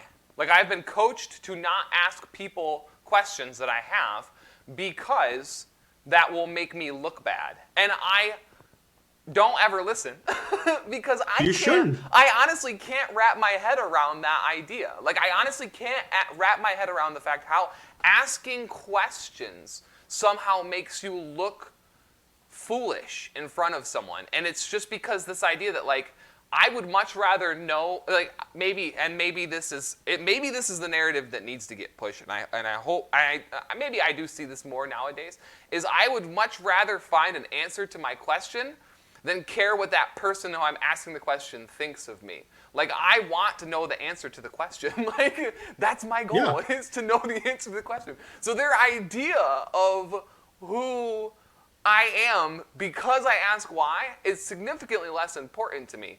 But for some reason, like, I see that in a lot of people. Like, I see a lot of people who care much more about the group thinking, like, knowing that they have questions than actually getting answers to those questions. So instead, they just sit there and then beat their head against the wall trying to find the answer on their own later so that they can go back and say like, oh, well, such and such and such and such, and spout off the answer to the question that they didn't know, and then, just, again, reinforcing the fact that, like, that people shouldn't ask questions.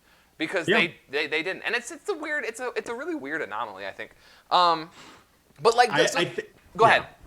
No, I think part of it is a lot of insecurity too. It's just purely insecurity, or it just might be the fact that they've been grown in an environment where it's just like, no, you're not supposed to ask any questions because frankly, you should be doing that on your own. Yeah. And it's such a back assward way of educating higher level folks, is because we've gotten to that point right now where we are trying to ask the right questions, and sometimes even asking the right questions is what we need to be trained to do. Right. And that's like, I feel like that's where I think a lot of like higher level education tends to fall, is that we don't teach students how to ask the right questions. We basically are just like, okay, well, you have this knowledge, go and conquer the world. I think also that there's that it also boils down to us as future educators to make sure that we are always very welcoming to questions too, because I've had people who are older and very seasoned, very well established, and like Cosmolano was saying in chat, like I've had people who have answered incredibly kindly and who have been like actually taken time to make sure I understand, who are someone who's incredibly well known and successful. And I've also had people who do the opposite. They brush me off. They say that the answer is either not important, or maybe because they don't know. And instead of saying I don't know, they try to make it seem like it's less significant or more, or like not important, even though it's a question that I have. And like it's an interesting thing coming at it from a student, because I have these experiences, and I'm sure a lot other people in chat would as well. But like that's definitely how it definitely happens that these are consequences of the egocentric bias and underestimating luck, because the underestimating luck part is the second part of the paradox, right? And that is that like there's always some bit of luck to being a genius, like to being and no matter how we slice that level of genius on what spectrum it falls, I think that at some level, even if it's just 0.5%, at some small level, there is some bit of luck that goes involved in getting it. And and Veritasium, he gives a bunch of examples. Hockey players, 40% of pro hockey players' birthday falls in the first quarter of the year, simply because that's when the cutoff is for joining, the leagues. He also did a bunch of simulations about getting selected for the astronaut program and whatnot, and showed that the little bit of nudge you need can be fallen into this category of luck. And like all of these qualitative things are again very, very loose and not very they don't confirm a lot. But it's interesting to think about still. And like for myself, like being born in the States, having the opportunity to go from school from K to 12, go to college, fail out of college, and then get opportunity to try again. Those are these are opportunities that happen. That how much luck is there involved in that? There's a lot. There's a lot of just consequential things happening. Now, the reality is none of that would work if I didn't work hard. You know what I mean? There's a huge aspect of skills, working hard, that stuff. But I do wonder what your thoughts are on this. Obviously the egocentric bias is that they overestimate their own contributions and underestimate the amount of luck that got there. But what do you think about luck playing a role in all of this? I mean, we've already talked about it quite a bit, but maybe just, we didn't call it luck as the word. So what are your thoughts on that? I don't like to use the word luck in this situation, because I feel it's a very easy way to describe something we can't tangibly grasp in this case.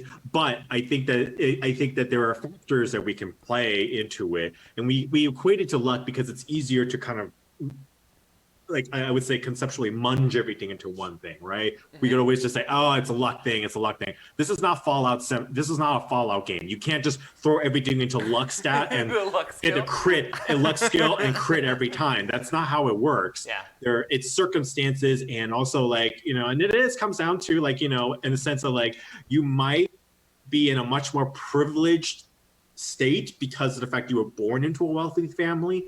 But the idea is that I feel is that when we call it luck, it expunges all the other factors that factor into what is considered giving certain people upper hands or giving certain people a better leverage in how they succeed as adults or how they succeed as children and things like that. So I think we need to get away from that terminology, and I think we really need to address what it is that truly gives certain groups better advantages, gives certain better access to things. Again, I always get back to this whole idea of like accessibility and things like that.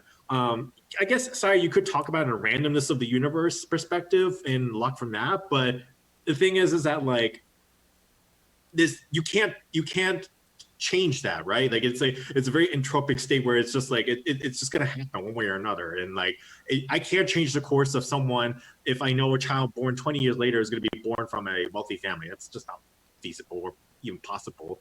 I don't know. Eric he's a theoretical physicist. He might tell me different, but the idea behind it is that we like to say luck because it's a comforting.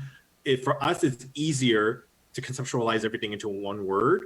And for us, we really need to think about, in the case of, let's say, scientist A, because they're so successful, it's because they were born from a wealthy family, and that family got him the best tutors in the world. And because of that, they were able to get the best scores. And they were also in a wealthy school where had a lot of people who were willing to write really great recommendation letters, and they were able to teach them, get them high SAT scores. And their parents were alumni at a Harvard or Yale, and that gives them preferential treatment because that does exist still, right, guys? And that student was able to get to Harvard, get better access to that education, and have the connections afterwards. Because frankly, if you have like those Ivy Leagues under your belt, you get a plethora of people coming after you who don't even care what you did. It's just like, oh, Harvard graduate, come on in. You already puts you one step above everyone else, even from a state school or anything like that. Which anyways. But the idea behind it is that there is a lot of factors that funnel into a success of a student. And we should never assume that everyone comes from similar backgrounds, that everyone is on equal footing, because that is such a myopic, privileged viewpoint from our from anyone. And like the thing is that we need to really look at some of the more disadvantaged communities and really understand why is it that only we see such a low graduation stage for high school and versus like a wealthy neighborhood that has a higher graduation rate. I mean, there's no real science behind it. You can literally observe that phenomenon happen consistently across the board over the years, but we've just learned to just equate it to luck. It's just luck. Well, it's a catch-all term, it's a catch-all term that frees us from certain responsibilities, right? Because then it's taking things like what year you were born or what month you were born, and then saying like there's a metric, there's a statistic that says you're much more likely to find success in this area, and that's an area that you want to do and you like it and you find success in it. That is that there is some sense to that it's it could have just been like you might have been like an oops pregnancy, something like that could have happened where it was like you find yourself in that position and it's not something that is well controllable. But then there's also this, like, where were you born? What school did you attend? How was your education, your diet, the things like that we talked about, which we throw in with the catch-all term, but in reality, everything you said is correct. Like, there is ways for us to stop, trying to feel bad that we're not helping and to start trying to help in those ways. Because, like I said, the reason we use luck is because it almost takes some of the blame off of us for not doing things like helping children who are struggling to feed themselves and things like that. And like the different foundations like No Kid Hungry and things like that do wonderful work with stuff like that. It's really cool and exciting. And I do think we're making progress in it. So what I'm going to do now is I am going to pull up the queue. So if you have a question, now this is going to take all of my computer resources. So I have to open Chrome. So you got to give me a second to open Chrome. So if you have a question while this is loading, please type your question with an exclamation mark ask followed by a space and then your question, and it will go into the queue. And we will start working through a few of the questions. I don't want to keep neuro too much longer. It's been 2 hours. Let me see if I can't get this open. Oops, hold on. Like I said, the computer is struggling. You're fine. Let me see if I can find a question in chat really quick while we're waiting. So we'll answer Mindelator's question because I see it while we're learning. What do you think about Eleanor Roosevelt's famous quote, "Small minds discuss people, average minds discuss events, great minds discuss ideas"? Thoughts? I have no issues with that. I mean, like, great minds, and I think that we're talking conceptual minds. We're not talking actual size of my brains or anything like that. But I think it's cool. I like that quote just because I like the idea that we, you know, and this, you'll never hear this from someone who is an applied person, but it's built on the ground. It's built on the ground, the foundation, the strong foundation that theoretical and pure mathematics and pure physics really kind of built upon. And those are some of the crazier ideas because they literally have to sit there and conceptualize these harder concepts without, you know, much of anything, or they'll borrow different ideas and munch them together and somehow make it successful. You know, and I think that I think the idea, I totally agree. I would definitely agree that it's much more so. I find that some of the greater minds in our world, in our society, really think about ideas, think on ideas, think about ideas, or think about how to improve on certain ideas. Yeah, I like that as well. And I think ideas can be spread to other topics like that, like people. Like we've talked a lot about people being one of the big focuses with everything. And I think that it's important for stuff like for stuff like that. Okay, so our first question comes. Well, it's not our first question, but the next question comes from commentator, who says, "Do you think mindfulness or mindfulness meditation can help with a person's ability to learn?" So, what do you think about mindfulness meditation as something who is just, you know, distraction free, focusing on attention, focusing on, you know, how you feel, your senses? I have no issues with it. I mean, I don't think it's a catch-all. Like like everyone should do it. But it's kind of like this is where it gets into the tricky of like holistic like, you know, not holistic medicine, but like things such as like crystal healing or all that other stuff. Like if you do truly feel like you're getting a benefit from it, then you know, by all means. And we've seen obviously people who do meditate and things like that tend to have you know, they have remarked on lower stress level and things like that. And having lower stress level probably is good in the long term, good for you. So if, you know, if it truly is one of those things that you truly do feel that is beneficial for you, or if you want to test it out, by all means, go for it. Cat asked, what about the movies like Hidden Figures? The system denied intelligent people from excelling, despite the fact that they were just as qualified. I actually have not seen Hidden Figures yet. It's a fantastic movie. Is it? I'm excited to see it. Fantastic. It's been on my list to watch for a long time. Yes, I actually don't know this one, but.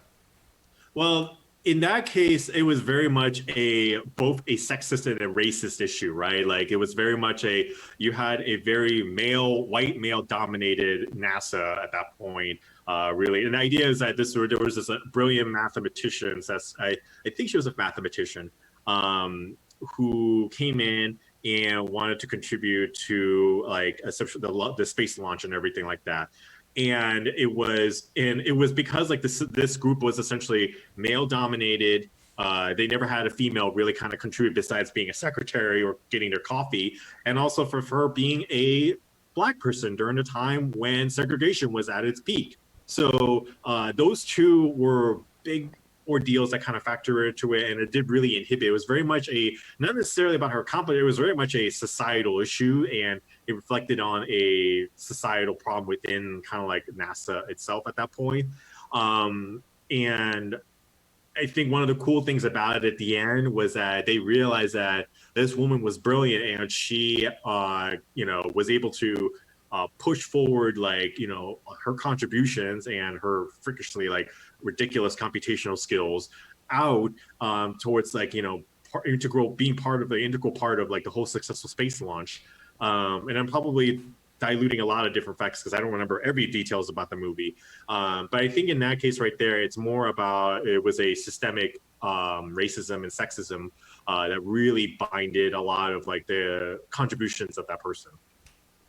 So it sounds, and I'm excited to see it, but it sounds more like it highlighted a lot of the good aspects of someone who's worked incredibly hard and reached a level of intelligence that pushes large contributions forward or whatnot. You know?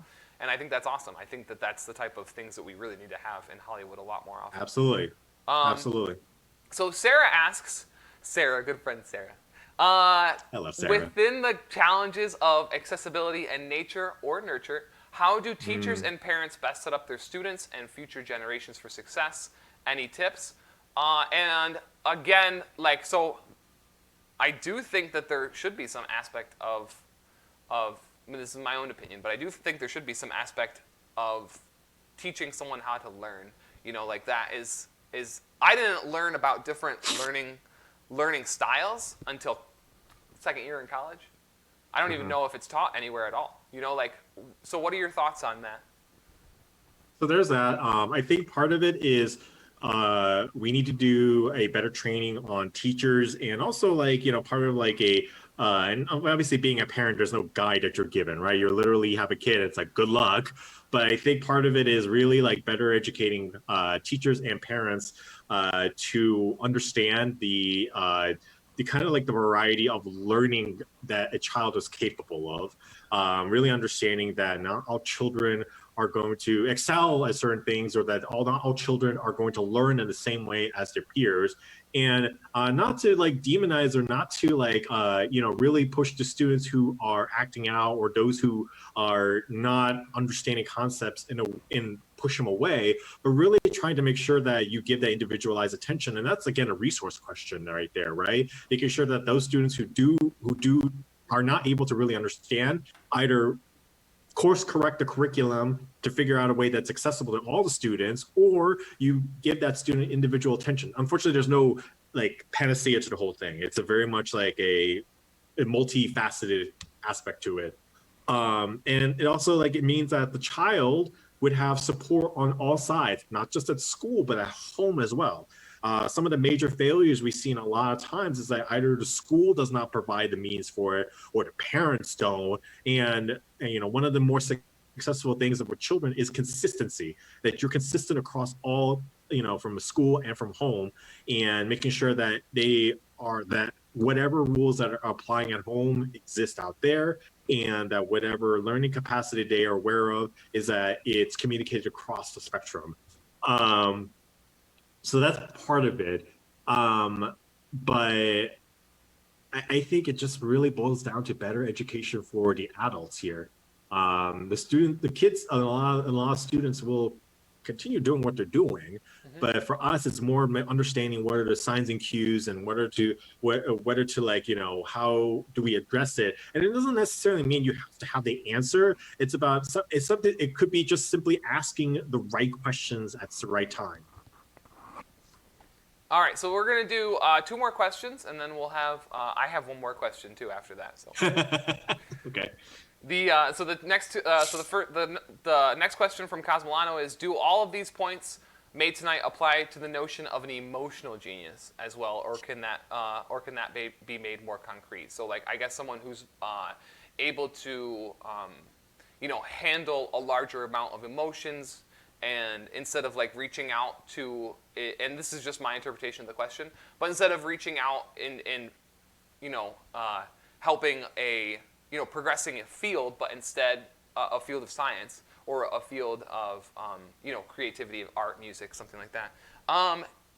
Instead, being able to endure a significant amount of emotional stress from those around, help, therapists, things like that, who are able to handle these emotional things better than someone like myself could, who gets overwhelmed very easily when things get emotional. So sorry, what was the question? Sorry. So do you think that there's we talked about the level of cognitive ability or creativity, is there room to talk about an emotional genius or someone who can handle a lot more of these emotional stresses than someone like myself who buckles under a lot of emotions? Oh yeah, by all means. I mean, we could certainly talk about it. I think there should be discussions about it because I think part of that aspect is also dealing with stress management as well, and dealing with toxic work environments, which will inevitably happen, right? You do have toxic peers, or dealing with a situations where you're never going to ever be in a situation where it's perfect every single day, right? There's always going to be that. It's always going to be that uncomfortable situation where you're going to deal with coworkers, you're going to deal with peers, you're going to deal with students or anything like that who are not receptive, or who are not who don't think exactly like you, or who are very antagonistic towards you. And there's value in terms of like really kind of providing grounds to discuss like the emotional intelligence aspect, whether if it's like and it's funny enough, it's something we try to train in management school and a lot of like work environments. Like there's a lot of workplaces that do emotional intelligence training, and I think it's so funny because in my head I'm like, I think it's fine, it's good to kind of reemphasize, but you shouldn't be teaching someone fresh how to be emotionally intelligent. And I think part of it too is just like it's an artifact too of like we're just not open about emotions, right? Like, for men, it's like you're a wimp and a puss if you say I feel I am sad, or I am, I feel depressed, or things like that. And now, and then it eventually manifests itself in a very harmful way down the line because we have this like toxic masculinity and things like that. And I think that it needs to start much younger, when you start talking about really talking about feelings and being much more open about it. I say this too as well from someone who and I fully admit to this, is that like I was not emotionally intelligent at some points because I really kind of like was learning. I had this ingrained knowledge of my family to not really express my emotions, because a man never says he's tired, or a man never says he's sad or anything like that. And down the line, I ended up realizing that in order for me to be much more collaborative and much more working in a healthy environment, I myself had to change as a person to really work with that and to be a better person, not just like with my coworkers, but for my loved ones, and for, eventually if I do have kids, to be about them as well. And, I think there is much more. I think there's a lot of value that can be added to not just to talk about it, but to talk about emotional intelligence. Not genius, but emotional intelligence, really. Yeah, well, that's a lot of what the conversation has been about in general, and I think that Mm-hmm. that this also goes a lot with what we said about the I don't know thing, of just being more open to asking why, to saying I don't know, to be receptive to students asking questions, and to be active in asking questions yourself. So Mm-hmm. those are I think very go toe to toe with that as well. About if opening yourself up to being emotional is a way to increase your emotional intelligence in a sense, because you're putting your where the rubber meets the road. That's what you're doing. You're Mm-hmm. practicing it. So thoughtful Neanderthal asks the question about the dietary topic. To reach the reference intake seems kind of hard, getting all of your caloric intakes, your minerals, your vitamins, and stuff like that. Do you have any advice? You are a beacon of wellness. Do you have any advice about getting all of the things that you need to be successful throughout the day, as far as your nutrition goes, and your dietary regimen?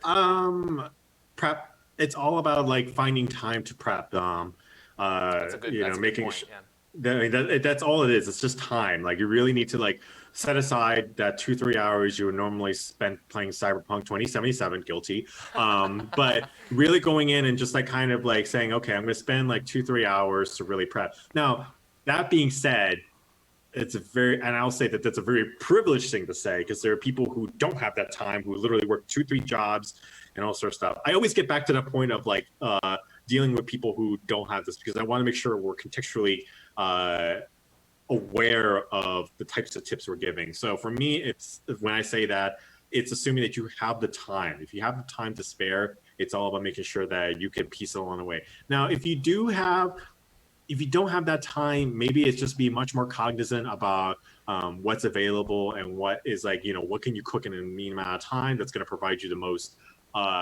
nutrient dense in terms of like that amount of time. And instead of reaching for the more easier, like junk food type food. So that's just, it's a bit of a trade-off, but we also need to be a little bit kinder to ourselves and not worry too much about, like if we do happen to grab a shitty meal once in a while that we're like, yeah. Oh my God, I'm never going to recover from this. It's okay. Like, we're humans. We can indulge ourselves once in a while. Like, it's not like at the end of the world. It's all about being able to really, what's the word? You can tell I'm getting tired because I'm just like trying to lose words in my head. Ration out like a lot of like the more like the extreme stuff out of it, but I think that there is ways to do it. So if you have the time, prep, but if you don't, just it's very much about like, and I find it's really helpful too to log food as well. Like really just like whatever you're eating, if logging it down surprisingly helps a lot, because you start to look at it, and especially for things like my fitness app where it literally has like a huge database and I could scan certain things and it'll just literally say like, oh my God, like you're about to ingest 6,000 calories in this like, this frozen meal with 38 grams of saturated fat. Like it should give you pause. And if it doesn't, well, that's a different issue. Yeah, the best thing that happened to me with dietary stuff was when I became intolerant to pork. That was one of the first times where when you have something that you can't eat, you have to pay attention to everything you eat, especially something like pork, because there's so many things that sneak bacon in. I still eat soups from a can sometimes that have pork in them. And it's like, why? You don't need pork in that soup. But like, I open the can and I look at it and I'm like, this has pork in it. Like you never realize how you don't really realize what you eat until you start paying attention.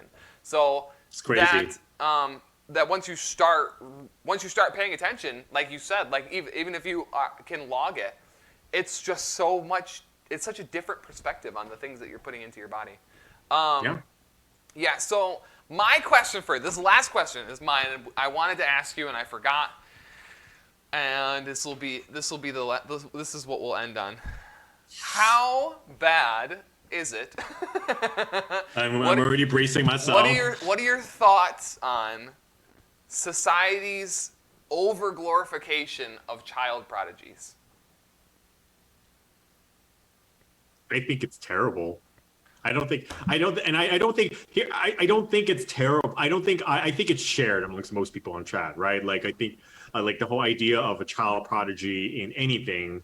We literally have TV shows where it's like, where it's like, let's see what Jimmy is doing these days, and like as a child prodigy, or I don't know, I don't watch reality TV, so I don't care. But the idea behind it is that like it puts this whole idea that certain genetic factors puts certain people at a higher advantage, and at that point it's like, well, why bother at that point, right? Because you got this child prodigy. I'm never going to contribute anything. And I've seen this, like, you and I have seen this many times with students we've had, where students will come in and are like, look, you have freaking Albert Einstein Jr., who is in this class, who's excelling. Why do I even bother? They're just going to screw up the curve for the rest of us. And they stop trying. We see that phenomenon way too much. And I feel when you have situations like that where people over glorify it, like you have parents who try to, and I say this too as someone who's a product of it, like my parents like try to think that, like try to push this idea that I was a child prodigy. And I just happened to play piano really well, but I wasn't like a genius, right? And I could tell you right now, one of the biggest heartbreaking things was when I went to my first competition as a pianist, and I got decimated. Like the judges were like, "No, you play well, but you're not like amazing like these other players." And like I was so devastated because my parents built this whole idea that I was this child prodigy, and my parents had this idea. And the thing is that then it get that builds further because I would tell my parents, and they were like, "You just didn't practice enough. You didn't do enough." Yeah. Yep. And or you know what, like they were just, you know, and it like it killed me really, like because I realized like I lost a bit of like my love for piano that day. And That's a bummer. it's a huge bummer. And I think that like, you know, that part of it too is just like this whole, it feeds into this whole toxic aspect of like, you know, what is considered, you know, when we see each of these child prodigies, that these are outliers. They don't represent reality and the full population of children and everything like that. But unfortunately, parents will see that and will basically say, "Oh, my kid totally will achieve that level. They totally can. If I really push them, they're going to do that." And that's not healthy. It's No. so not healthy. And it's one of the bigger problems of like Eastern Asian education as well. Like, and it's still very prevalent there. I will tell you that right now, where every child is, according to their parents, and this happens, my child is a freaking genius. My child is going to do great things. And, you know, that kid's sitting there and like eating dirt. I don't know. But I mean, like, it's just like, in that pervasive feeling goes until the point where it almost becomes a little bit abusive too, where you start to see parents will like push their children, and to the point where they're just like, "You're not achieving enough. You need to do this," and offer incentives and all this other stuff. I mean, never once did these children ever learn to process and analyze and critically think for themselves. And it's gotten to the point where like I have to tell my kids that like they're not allowed to watch like YouTube. Like we control their YouTube like dramatically, but then like they'll want to like look at instruments and stuff, and then next thing you know, they're on these child prodigies, and like my daughter feels bad, and she's 9 years old, and she feels bad because this child is doing something that she's just starting, and they're really good at it, and she just feels bad. And like for me, it's like I tell them all the time, I just like, I want you guys to be balanced. I want you to have a balanced life. You're a child. Like enjoy your childhood, have, you know, make friends, work at these things, like work at the instruments, work at sports, work at the stuff that you want to do, and do that, but do it like in a balanced and in a way that's going to make you happy. Don't get disappointed because you see someone who's better at you at anything, regardless of their level of skill. But it's almost to the point where like this person, like they become viral videos, and like my kids just stumble upon them in like the most parental controlled way, because they're, you know, they're just kids playing instruments. There's nothing wrong with that in general, except it puts this, you know, it puts the mentality in my kid's mind that she's doing something wrong, and it's just not, it's not right. It's weird. It's a weird thing it's one of the things that I never really thought that I would have to address, is to tell my daughter that just because she can't play like you know, a violin at the level of a 10th or 11th grade high school student doesn't mean that she's, you know, that she did something wrong. And it's a weird thing to have to address. Well, it's a good opportunity at that point to also really ask, like, why do they, you know, why do they play that instrument, right? Like sometimes, and you'd be surprised at something as simple as asking why, and it's just like they're like, "Well, I want to make beautiful music," and I'm like, "Well, for who? Who are you making beautiful music for?" "Well, to you, Dad," or I'm making an example, obviously, but like, you know, you start, and then like, you know, and it's not like you're playing at this point, and then they'll say like, "Well, I want to play like them." And I'm like, "Well, I think the music that you're playing is just as beautiful, if not better, because I know you put effort into it." And the thing is that it teaches them a healthy habit in terms of like, once again, getting into the learning perspective and like, you know, success down the line. You know, for kids who want to pursue certain fields, that they're pursuing it for the right reasons, because they're not doing it because, you know, their peers are saying it's a, you know, great way to do it. It's because they love it, and they really cherish doing certain activities that they feel like they have a career down the line for. You know, not everyone's cut out to be a doctor. Not everyone's cut out to be an engineer. Not everyone's cut out to be a lawyer. And we need to get out of that like mentality for our children too when we start bringing them. And very much in the line, it's just like, well, if this is where your passion lies, that we foster that healthy mentality of it from that point. Yeah, and like so that's a good. Let's have some closing remarks, and I think I'm going to feed off of what you just said a little bit. I don't like when there's conversations like this and there's no sense of practical application. So I'm going to say a few things on practical application in my own experiences, and that is again just if your goal is to be the genius, then I think you're already missing the point, right? Agreed. Where it's at, it's in the grind. It's finding a balance between your life with the ones you love and your friends and family, and the grind, and the fact that there could have been hundreds of proposals for geometrizing space. Okay, there could have been hundreds of proposals, but one worked. And the fact is like what happened to the other 99? Like, they were just people grinding, and they didn't find the right answer, and that happens. And I guarantee you that the majority of them were fine because they weren't working to be the genius. They were working to improve something, whether or not it's people's lives, whether it's not it's contributing to a field of science, whether or not it's just making sure that your next generation has everything that they need. Like, that's a huge contribution as well. And like there's all these different ways to slice it. And if you go into your life thinking that the only way that you will find happiness is to garnish that term of endearment amongst the majority of society, I think you have already missed the point to what that really means. And that's it. And I'll close out my statement is science is not built on the backbones of success of the successful contributions, but it is built on a combination of success and the errors of previous generations of scientists as well.